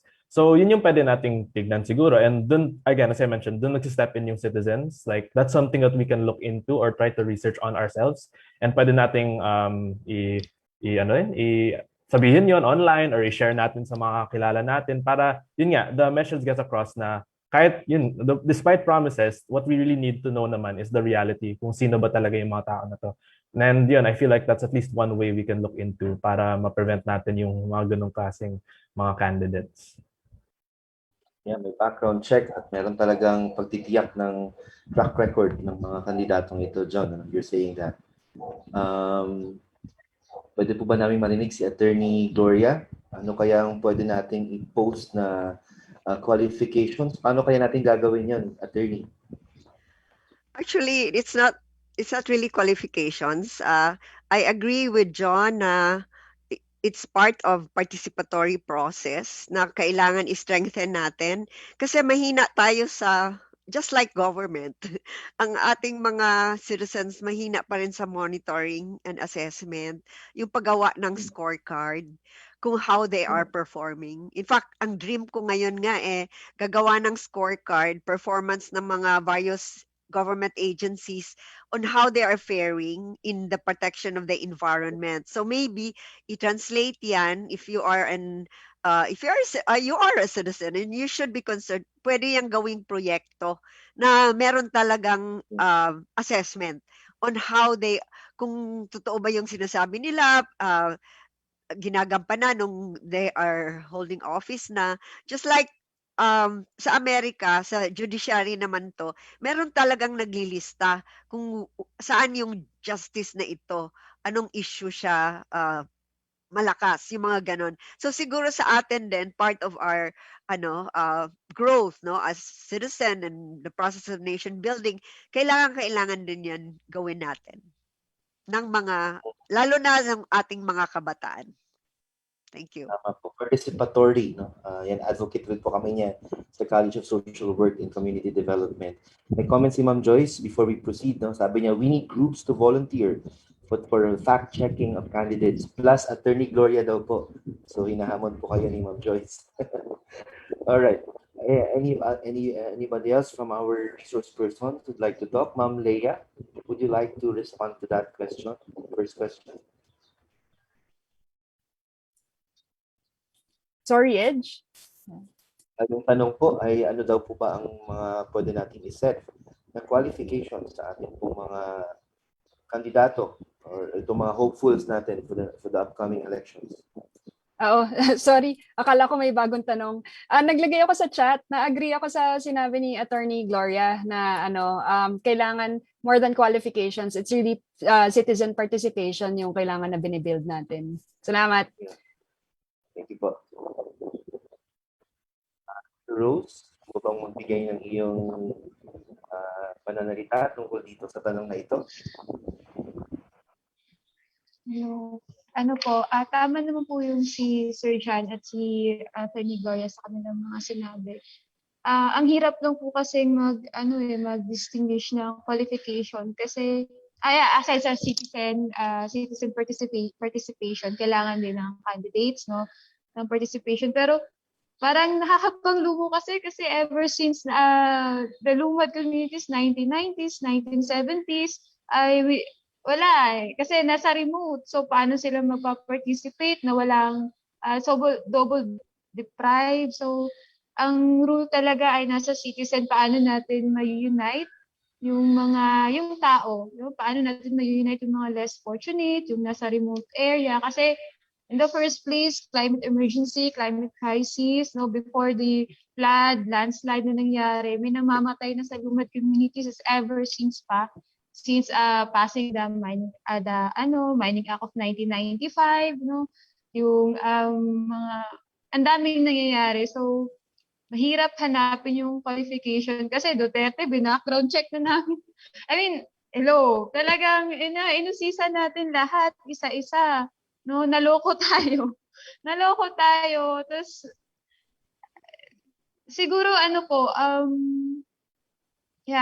siguro may mas malaking problema eh. Siguro may problema talaga sa sistema natin, sa system, political, economic, cultural. Tapos sana yung ma-elect by next through the effort of the citizen participation ay yung mako-contribute natin ay talagang yung galing sa grassroots, yung damang-dama yung paghihirap, yung damang-dama yung alam niyo yung kalagayan ngayon na ang hirap i-explain. So ayun po sana yung yung focus niya ay nasa for the people, by the people, of the people po, para sa masa. Ayun po Thank you, yan. Teacher Rose. At may tanong later para sa specific sa situation ninyo. But we proceed first with the responses for the first question. Attorney Mai, would you like to add? Konti na lang ang idadagdag siguro, no? Kasi napakamaganda na yung mga mungkahi ng mga kasama natin dito. I'll push it further, no? Dun sa participation, baka nga kailangan natin mula dun sa sinabi ni Rose na we all need to work hard to educate and inform our constituencies, lalo na at the community level, no? The scorecards will come in there, but also yung Kasi marami, gaya ng sinabi ni Rose, nagiging irrelevant yung political diskurso dahil sa paulit-ulit na eleksyon na dumaan at ganun pa rin ang kinahihinatnan. You know, our political system has been such that we entrench oligarchs, we entrench the usual family names, like dadagdag lang ng numero, the third, the fourth, the fifth, junior, So ganun siguro yung hamon sa atin while we are in the environment sector, while we are in indigenous people sector, yung how do we politicize, how do we engage beyond the policy conversation, kasi nga yung policy is never separate from the people that we elect. They will design, the blueprint by which how our natural resources will be managed. As we see, it's hardly any management going on. So yun po siguro, we push ourselves harder, and while doing that, we also build a culture for accountability, for demanding accountability. Gawin nating that we demand, Wala sa kulturang Pilipino yun mabait tayo. We often bend off backwards, but kailangan na natin, we need to demand accountability and ask that of our candidates. Thank you. Simulan po natin agad ito, itong Duterte administration who has to be hold accountable sa napakarami pong nangyayari, tulad po na nabanggit kanina ng ating mga resource persons. Attorney Dean Antonio Lavinia is back, so we'd like to hear you, Attorney. Sa unang tanong po natin, ano nga ba ang tiyak itong mga mauupo na mga kandidatong ito come 2022 ay matitiyak natin na sila ay susunod sa mamamayan. Dean Tony?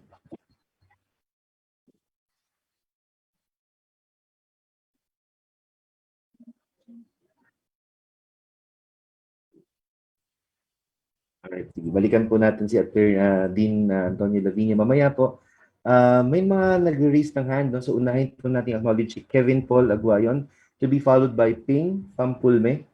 Hi, Kevin. Pwede na rin ako, Edge. Hi, sige po. Yes po. No, kanina hindi ko nakaka-unmute. But, on environment, madali lang siya actually because may record din naman yung mga tao, di ba? So, yung mga officials, yung mga candidates, we can actually look at their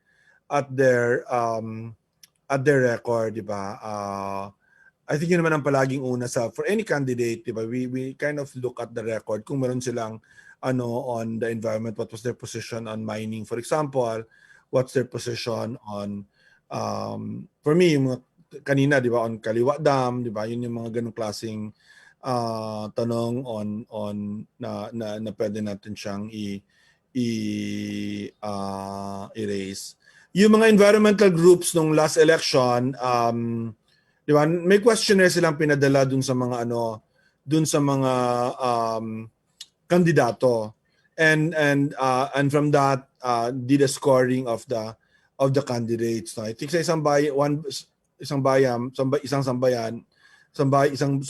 you have to probably do that also, craft with all the groups that are working with us here, we can craft good environmental issue questions, diba? Kung and then make sure na may accountability dun yung mga kandidato when they accept a position, diba? When they accept when they say that it's their position. Thank you, Dean Tony. Tumungo tayo sa tanong ni Kevin. Hi, Kevin. Hello po, si Kevin po ito ng Nilad. Since may nag-uusapan na po yung election, medyo balik tayo sa reality. So, since mag-election na po at mapapalitan na po yung presidente, sana mapalitan, no? Paano po natin i-assess si President Duterte pagdating sa kanyang mga environmental laws? Tapos, kung bibigyan po natin siya so pinag-uusapan na po yung scorecard, kung bibigyan po natin siya ng grade, pass or failed po ba siya pagdating sa mga environmental laws? Kevin, kanino mo gustong i-address ang tanong?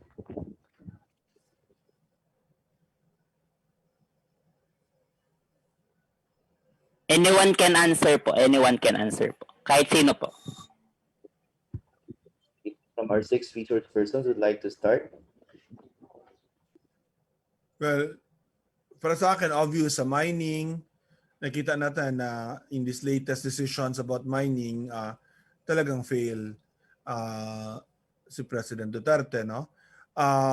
Actually sa Manila Bay, I don't know if Gloria was able to talk about all the different issues, but overall fail pa rin sa akin, lalo na yung nakita natin ginawa dun sa yung kanilang fake beach doon, and with all the effort, hindi pa rin nasa-solve yung Manila Bay pollution issue kasi mali yung approach, no?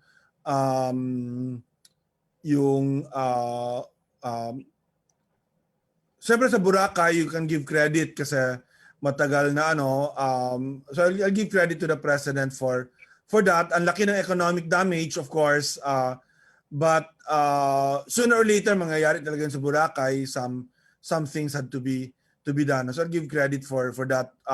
Whether long term ma-maintain yung gains nila sa Boracay is an entirely different question, no?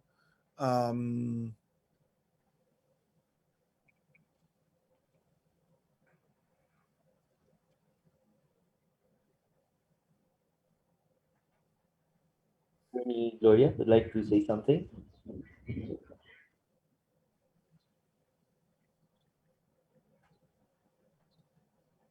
Of course, sa reclamation fail talaga kasi nag-promise pa nga siya sa Manila Bay, walang reclamation. Sinabi niya yun.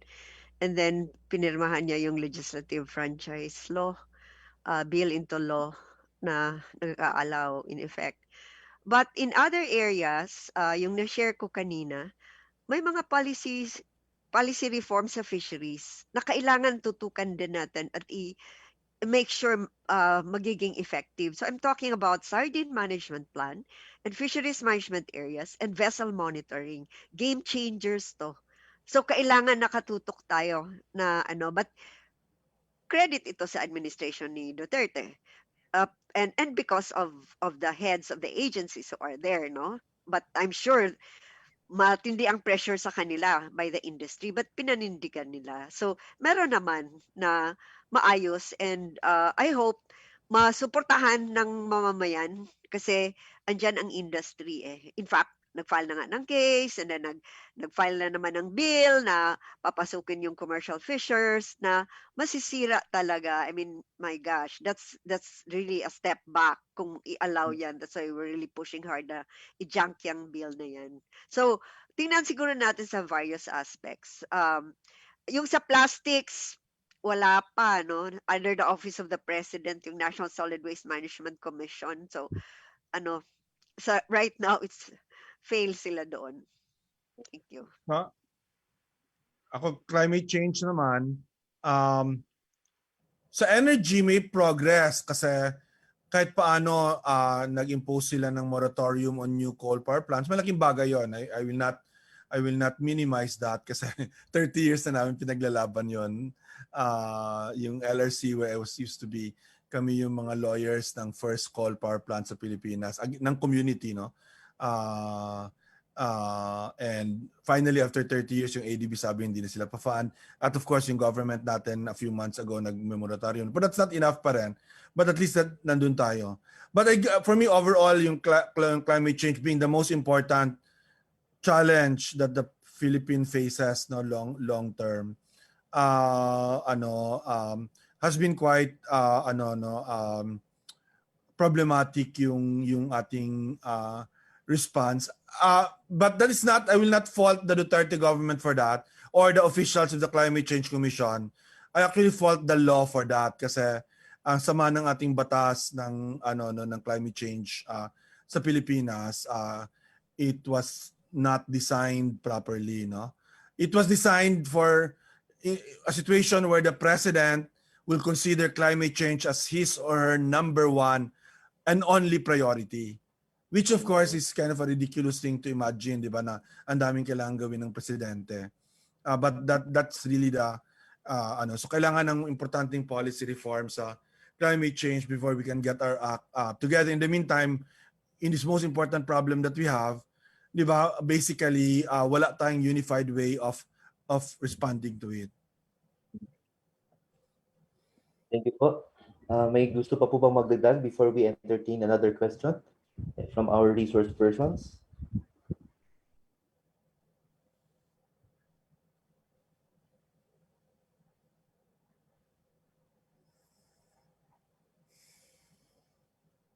Yes po. Ma'am Leia? Oo, salamat Edge at salamat kay Attorney Tony Lavinia.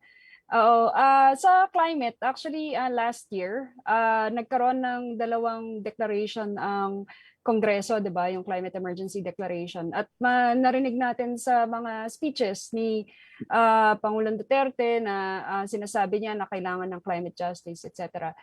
Sa tingin namin sa Greenpeace, maganda 'yon, pero kulang pa. Maganda siyang umpisa, pero kailangan ituloy. So yung mga sinasabi nila na kailangan mag-demand ng justice yung Pilipinas, hindi pa natin nakikita in action. Tsaka yung mga climate emergency declaration, sa ngayon, maganda na nagkaroon ng declaration na gano'n. Pero kailangan siyang i-follow through ng actual na yung gaya ng sinasabi ni Attorney Lavinia kanina, yung parang isang coherent na approach to climate crisis sa Pilipinas. Hindi pa natin nakikita yon kasi nga parang medyo watak-watak at iba-iba yung direction ng mga government agencies pagdating sa pagresponde sa climate change. Yun lang po. Salamat po. Salamat po. Attorney Mai? Salamat, Edge. Siguro for us, no, because LRC works mostly with indigenous communities, no, particularly for mining, nasabi na kanina, I just want to belabor the point that yes, certainly fail, no, even in agro-industrial industries. He gave us he got us all excited in 2017 with a very rousing State of the Nation address, no, very anti-mining stand, appointed the late wonderful Secretary Gina Lopez. So we had our hopes high, but gaya nga sabi ng mga kabataan, ano ba yun? Paasa. So in that sense, here we are, quite brokenhearted about things we were hoping to make progress. And here, less than a year or a few months to go into his presidency, he has all of this new policies, EO 130, lifting the ban on mining, possibly renewing the FTAAs of the two large, open pit mining in the Philippines. So certainly a failure. Thank you, Edge. Thank you, Attorney Mai. Teacher Rose, mahalaga pong marinig ang inyong grado mula po sa mga katutubo.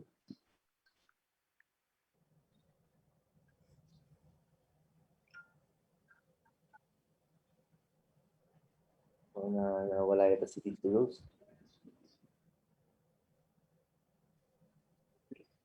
Sige po, balikan natin yung iba pa nating mga resource persons. Sa ngayon po ay marami tayong mga naka-raise ng hand.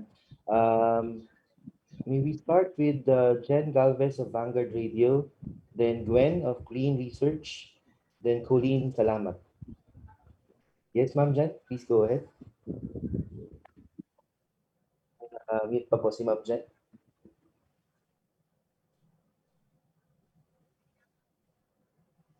Yes, good afternoon. I'm representing Vanguard Radio Network. I just want to ask, I have two questions, if you don't mind. This is with regard to the first, the coalition that you're trying to build, and the Nayong Filipino Foundation issue. Sir, kasi ang isang bayan, you're trying to form a coalition from left to right.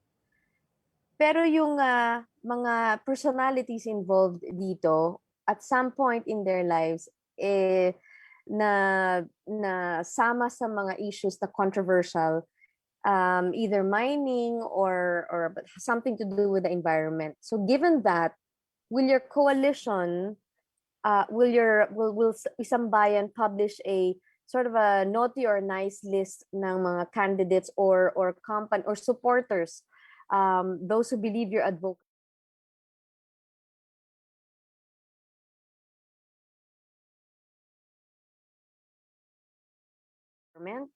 relevant to the topic that you have discussed earlier? And then I'll reserve one question for later regarding Naing Filipino, if you don't mind. Thank you. Jen, sino pong gusto niyo sumagot nitong una po ninyong tanong?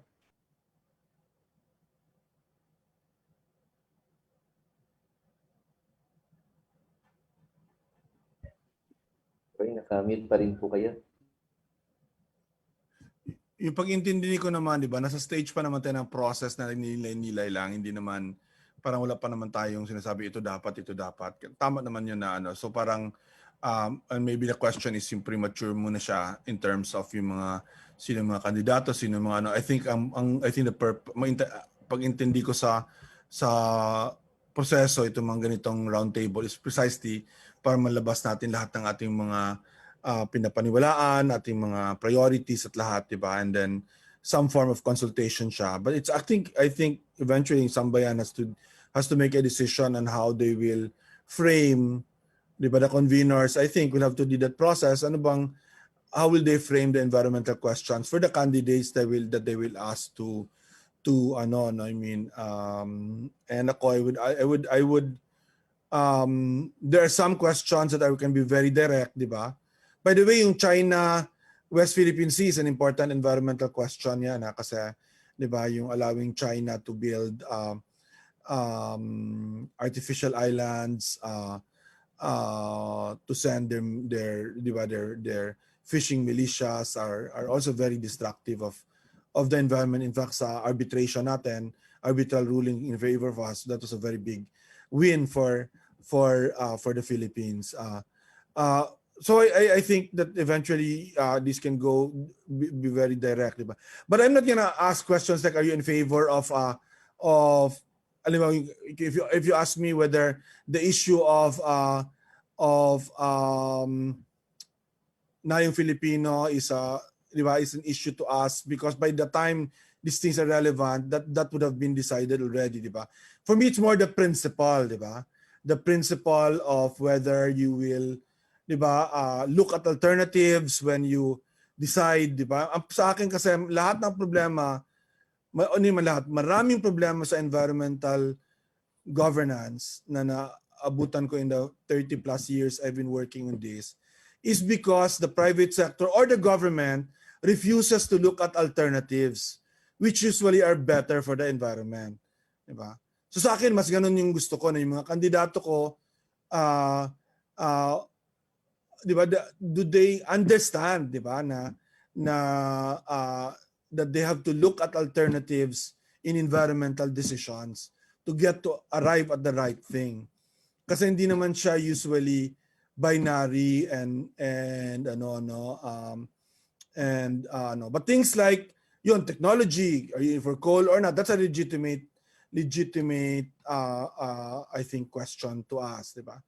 I don't think even a question is, should you be in favor of mining or not, diba? The question should be, are you in favor of mining that benefits the people and that is environmentally sound or not, diba? Mas ganun yung tanong mo.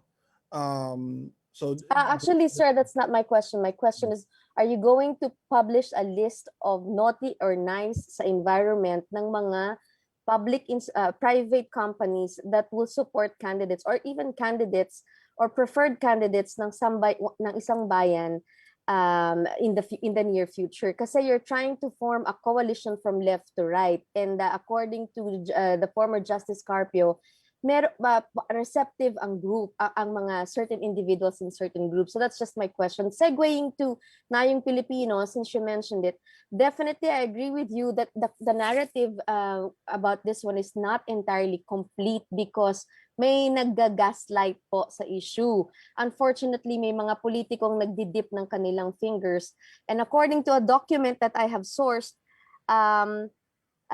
may kinalaman dito unfortunately ang Department of Tourism na siyang dapat nagpo-protect. Ano po ang dapat gawin ng sambayanang Pilipino, ng inyong tina-target na audience kung ganitong situation na hindi kumpleto yung narrative, na iiba yung kwento, na ang hina-highlight ng ilang mga politiko ay yung mga napakaliliit na bagay, pero yung impact sa environment in the long term, nakakalimutan po. And most especially, kung dinidisregard po yung existing na law na supposed to be nagpo-protect, kagaya nga po dyan sa Nayong Pilipino.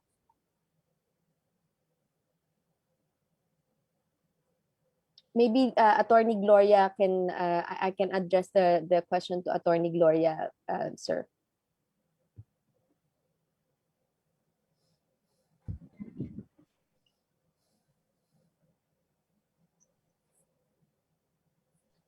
You know, I said no na napakalakas ng ating environmental laws, but this remain empty if not implemented or not asserted by citizens. So kailangan just like what we did with Dolomite na pag-usapan talaga ito and send letters of concern to the agencies as one immediate action. And I believe Leia might also want to add to this. May ginagawa na ang mga NGOs na to craft that statement. And Leia, if you want to add, but definitely highly questionable itong ginagawa if you look at processes sa environment. And also, similar sa Dolomite, inuuna muna itong infrastructure.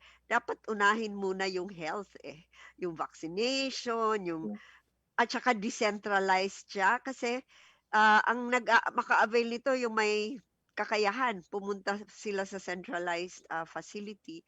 How about those in the provinces? So, meron na tayong enough mechanisms na yung services ma-deliver sa tao. Kaya nga, meron na tayong mga, inano yung local autonomy for LGUs and that they also have the right to make decisions. Pero, kailangan nga ito i-assert. So, I know it's easier said than done, but this also is a reminder to all na kailangan talaga makialam na tayo sa mga pangyayari ngayon, hindi tatahimik. And perhaps Leia can add to what I said. Salamat, Attorney Golly, at salamat, Jen, sa tanong. Actually, kare-release lang namin nitong 2 o'clock yung joint statement ng civil society organizations tungkol sa Mega Vaccine Center sa Nayong Pilipino. Ang sinasabi namin dito sa statement na to ay dapat hindi tayo, ang question ay hindi magkakat ba na tayo ng trees para mag-build ng mega vaccine site. And this, I think, resonates with what you said earlier, Jen, about parang changing the narrative. Kasi the narrative that they want to do now is parang pitting people's health against nature, 'di ba? Parang it's a false choice na magpuputol ba tayo ng puno or hahayaan nating hindi ma-vaccinate yung mga tao. Pero yung totoong yung dapat natin tingnan ay ito ba yung tamang sagot sa vaccination. Ang isang center na centralized, controlled by one company who will administer it in one site, and hundreds and thousands of people will need to go to that site to get vaccinated. When in fact, parang they live in different places across the metropolis. We need to bring the vaccines to where people are, 'di ba? So kailangan, yung gaya ng sinasabi ni Attorney Golly kanina, Attorney Gloria Ramos, yung kailangan natin gawin, kailangan natin mag-focus sa mas decentralized na city-based responses to the COVID pandemic. Kasi dito natin nakikita na pag city-based yung responses, mas maraming there's more job creation, there's more participation from people. And dun sa tanong niyo kanina na ano yung magagawa ng mga tao ngayon? Kaya yung sinabi ko nga sa chat kanina, nag-agree ako kay Attorney Golly about yung kailangan people participation yung binibuild natin ngayon. At I think na ito yung point ng isang bayan, 'di ba? Parang idinodraw mga tao into political discourses na kailangan nakikialam sila, kailangan meron silang say. Kailangan natin i-build ito bago mag-eleksyon kasi if people don't speak out, are not given platforms to speak and are not given are silenced about parang what they think about issues, yung mas community-centered, people-centered na solutions na hindi yung top-down na sasabihin ng gobyerno, oh, ito yung solusyon, gagawa tayo ng mega vaccine center. Kung dapat may participation talaga yung mga tao, hindi siya magagawa kaagad. Ano siya parang kultura siya na kailangan binibuild natin, 'di ba? So kung nga rin ngayon sa Greenpeace, ang ginagawa namin ay we work with a lot of youth groups to get them to have those fora with local government officials, etc. Para yung next generation ng mga voters, next generation ng mga Pilipino, nasasanay sila na meron silang ganun na interaction with local government officials and national officials. And that's the kind of citizenry that we need to be building, not just for parang environmental justice, but for all sorts of the societal problems that we face right now. Kasi we can only solve it through yung interaction ng people, yung participation ng people in society. Yeah. So, pinadala ko sa chat yung yung CSO statement on the mega vaccine site. Signed siya by 31 organizations and counting. So, yun nga, yung point niya ay hindi natin kailangan ng ganitong mega vaccine site kasi it will deepen vaccine inequality.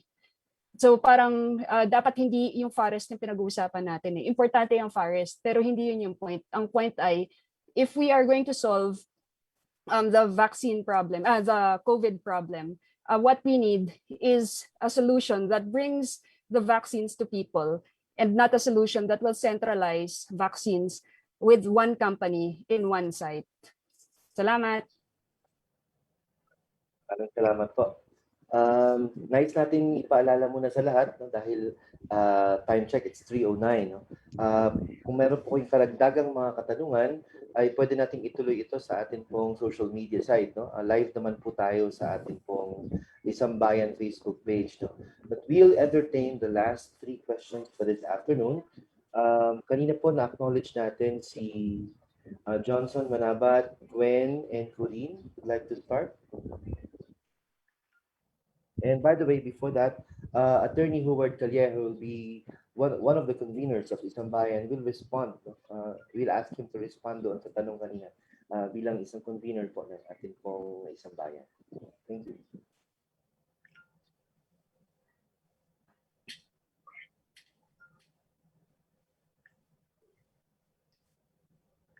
Mute na lang po.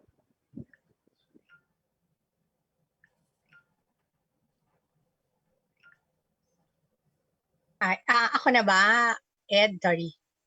Sorry. Yes, Mina? Yes, Sige.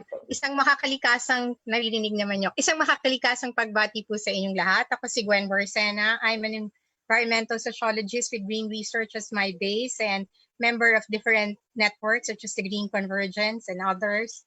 I'm also the elected environment representative, civil society, and Quezon City. Yung unang tanong katamang-tama, nandiyan na si Attorney Calleja. Ang unang tanong ko, yung Isang Bayanan, may cluster ba on the environment? Kasi may parang convener or core convener si Attorney Calleja, and I don't know if Renee there or wala pa, ayusin pa pagtapos nito. Tapos nabanggit niyo may organizing groups who held this forum. Ay nga pala, thank you to all to Isang Bayanan, Father Albert for inviting us, and of course the speaker din, Tony, and the rest. Attorney Golly, hi. Nice to see you again. Yun yung una kong tanong related doon. Pangalawa, sa structure, and composition.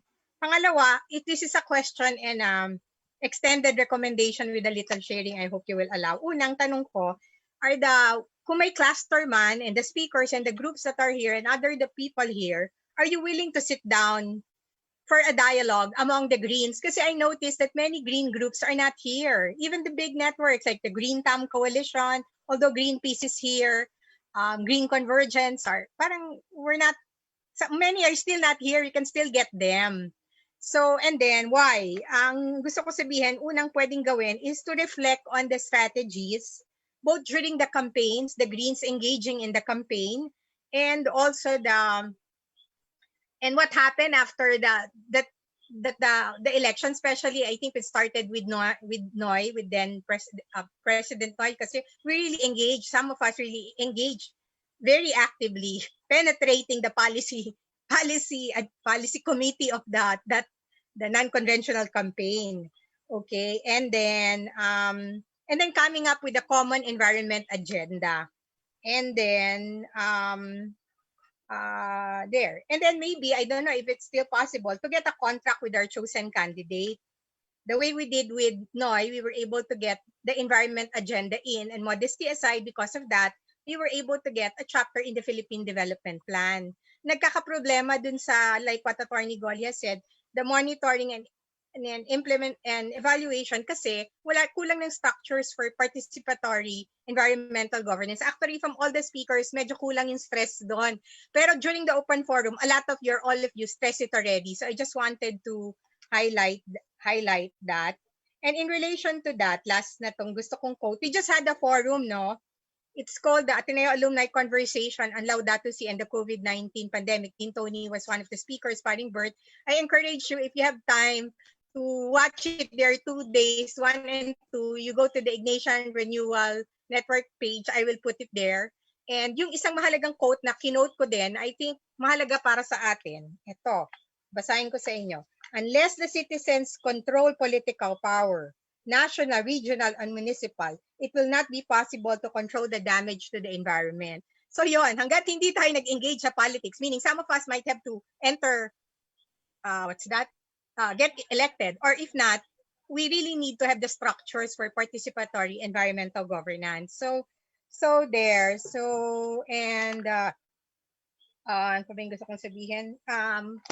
Basically yon, to summarize the second question, is there an openness, a possibility for some of us to have another meeting outside of camera, outside of Facebook muna, to get all the Greens together? I don't know if the Green Thumb Coalition has plans already, Green Convergence kasi has a different program, but I think maybe we can start. And ako sa akin, that's one of the things that, and I would also like to share kami nila Tita Esther Pacheco, those who get engaged, ano yung lessons at ano yung lapses, ano yung, even with Gina Lopez, etc., everything.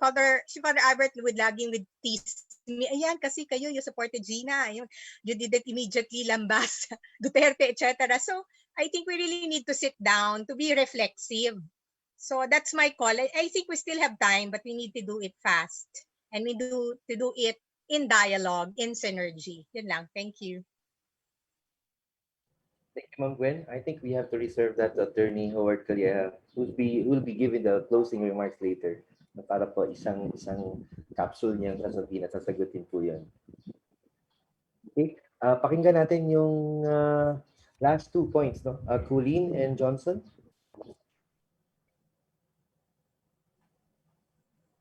Good afternoon. Yes po. Good afternoon, Bayan. Johnson po from ABS-CBN. This is not an environment issue question, pero since kayo po ay naghahanap ng possible standard bearer for the next election, meron ng statement si dating Senador Antonio Trillanes. Ang sabi ho niya, since the Vice President is preparing for her candidacy as a governor of Camarines Sur in 2022, siya po daw ay nag-decide na, at ang kanyang grupong Magdalo, to convey to One Sambayan na siya na lamang ang gawin po ninyong principal candidate. Paano po bang screening process ng inyong grupo para ho sa mga nagnanais na maging kandidato po ng One Sambayan? Thank you.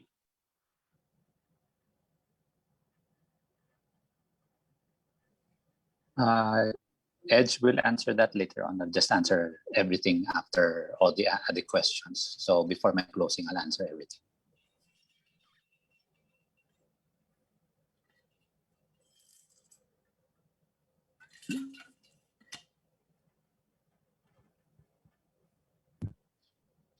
May we hear from Colleen, who will be giving the last point or question this afternoon. Hi, yes. My question po is, considering na andito rin po yung ating mga environmental lawyers like Attorney Tony Lavinia, Attorney Gloria, nakita ko rin po si Attorney Liza Osorio, and of course, Justice Carpio Morales, Attorney Mai. My question will be, considering po na lantaran po talaga yung pag-violate ng environmental rights ng sarili nating gobyerno, as citizens po, especially on the issue on the West Philippine Sea, what legal action can we do for them to really do their jobs po?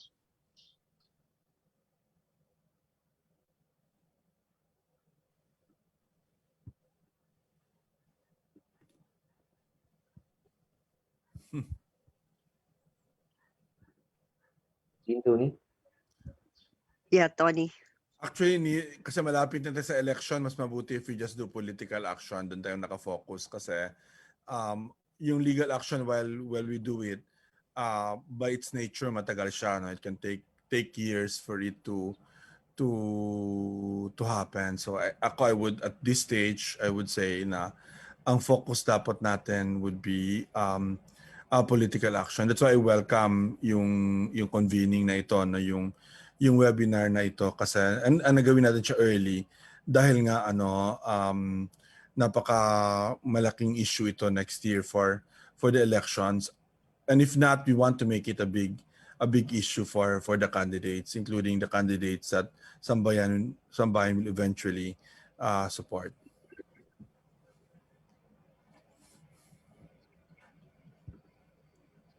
All right. Can I just add? Yes po, ma'am. Yeah, so actually, Oceana has this Karagatan Patrol, which captures night lights. I mentioned this in my presentation. So makita doon sa slide na yon na marami talagang vessels. So we are calling on government to fully implement the vessel monitoring system kasi nadidetect na kikita yung identity ng mga vessels. So we have the laws. Ito yung kailangan i-fully implement, and government should be transparent about it and do something kasi nasa kanila yung mandate, authority, and the duty to ensure that our waters are protected. So each of us has a role to play. So kailangan siguro sabay-sabay. We can do this on sabay-sabay tayo na ipapakita yung datos or magsabi ng stand ninyo to persuade government to really prioritize also our sovereignty and protection of our ocean. Salamat po sa lahat ng ating mga resource persons. The questions will be answered. Some of them will be answered ni Attorney Howard. No? Will be preparing his response. No? Bago po nito. So pasalamatan muna natin bago po si Attorney Howard ang lahat po ng ating mga tagapagsalita ngayong hapon. Dean Antonio Lavinia, Attorney Mai Takeban, Rose Hayahay of Lumad Bakwit School, Lea Guerrero, Attorney Gloria Ramos, and John Bonifacio. Maraming salamat po sa inyo. Now we are up for our closing. Attorney Howard Calleja, I'm sure you have a lot to respond sa mga tanong po ng ating mga kasamahan at mga media friends natin po. Attorney Howard?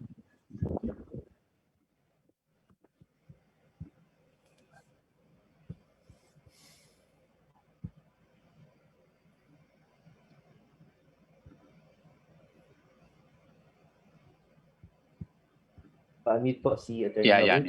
Ayan. Okay, can you hear me now? Again, thank you again, Edge. Salamat sa mga lahat na nag-participate saka sa mga participating organizations. Special thank you, Dean Tony, Attorney Mai, Attorney Gloria, Ma'am Rose, and Ma'am Leia, and Sir John for participating and being speakers this afternoon. Nakita po natin na ang ating pong kalikasan ay napaka-importante, no? But before siguro I can go to talking about my closing, I'll just answer a few questions. No? Yung question about Sani Trillanes and the process, well, Senator Sani has always been considered, no, as part of the nominees or candidates for Isang Bayan. So this only pushes the process together. Well, we have not heard anything from Vice President Lenny. So as far as Isang Bayan is concerned, Vice President Lenny is still part of the process. And the exact process or the details of the process will be out soon for the public, for everybody to understand and participate. So please wait for that. No. Secondly, yung sinasabi nating environmental group or committee, precisely why we are putting up this town hall, because part of this output of these town halls is really to join the Green Coalition, no? Hopefully, we can come up with a environmental agenda and an environmental platform. This town hall is a start. It's not the end of things. It is a start. And now that we have seen groups together, I'm sure there would be other groups that we can invite. And we do appreciate the help and support that everybody can give. And we will be calling soon another meeting so that we can build this green agenda to be part of the overall government, good governance agenda of Isang Bayan. Having said that, as I said, itong ating pong kalikasan ay napaka-importante at nakita po natin na kailangan pong bigyan natin ng emphasis ang ating environmental concerns together with our developmental concerns. Narinig po din natin ang challenges ng ating mga environmental defenders at siguro nagulat rin tayo sa napakalaking incidents ng mga casualties. Siguro i-mention ko lang na nagalak ako doon sa isang slide doon na isang picture kay Attorney Bobby Chan. Yun po ay kaklasiko po sa Ateneo. So isa po siya, alam namin na kinagagalak namin ng aming batch na sa isa sa mga environmental defenders.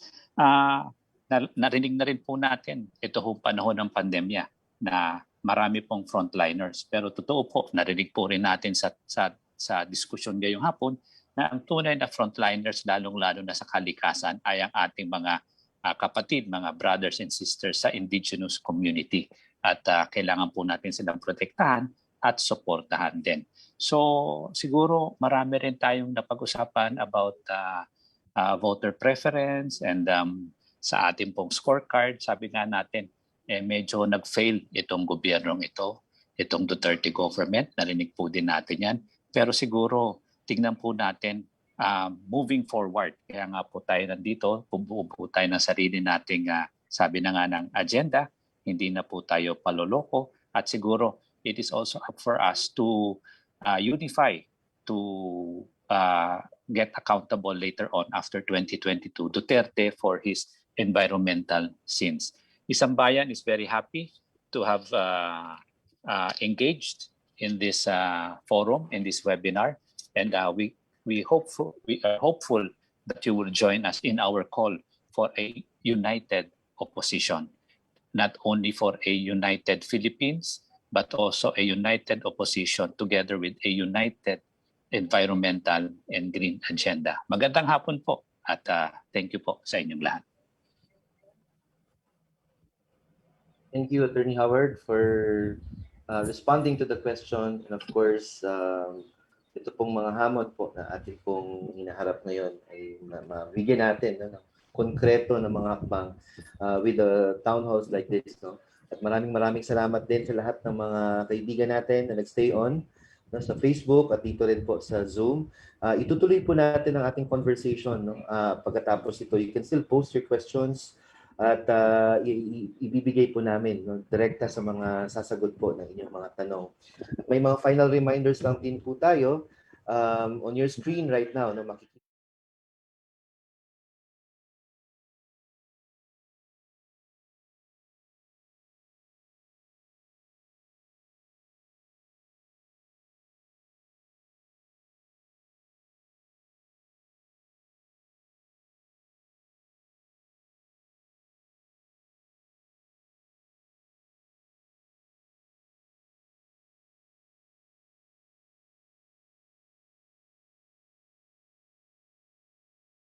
maraming salamat po. Despite the very hot afternoon, ay nagstay tayo sa ating pong program. Muli ito ang Isang Bayan, Planeta, Pamana, Talakayang Bayan para sa Katutubo at Kalikasan. Ako muli si H. Uyangoren, ng Concerned Artists of the Philippines. Mabuhay po tayong lahat.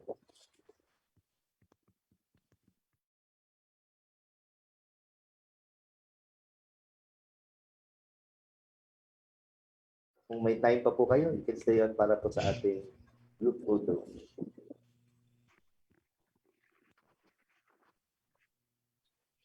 I can take our picture dito from my end. Sige, bilang po ako ng 3. You can, pwede po mag-smile. Sige po, 1, 2, 3. Okay, next page.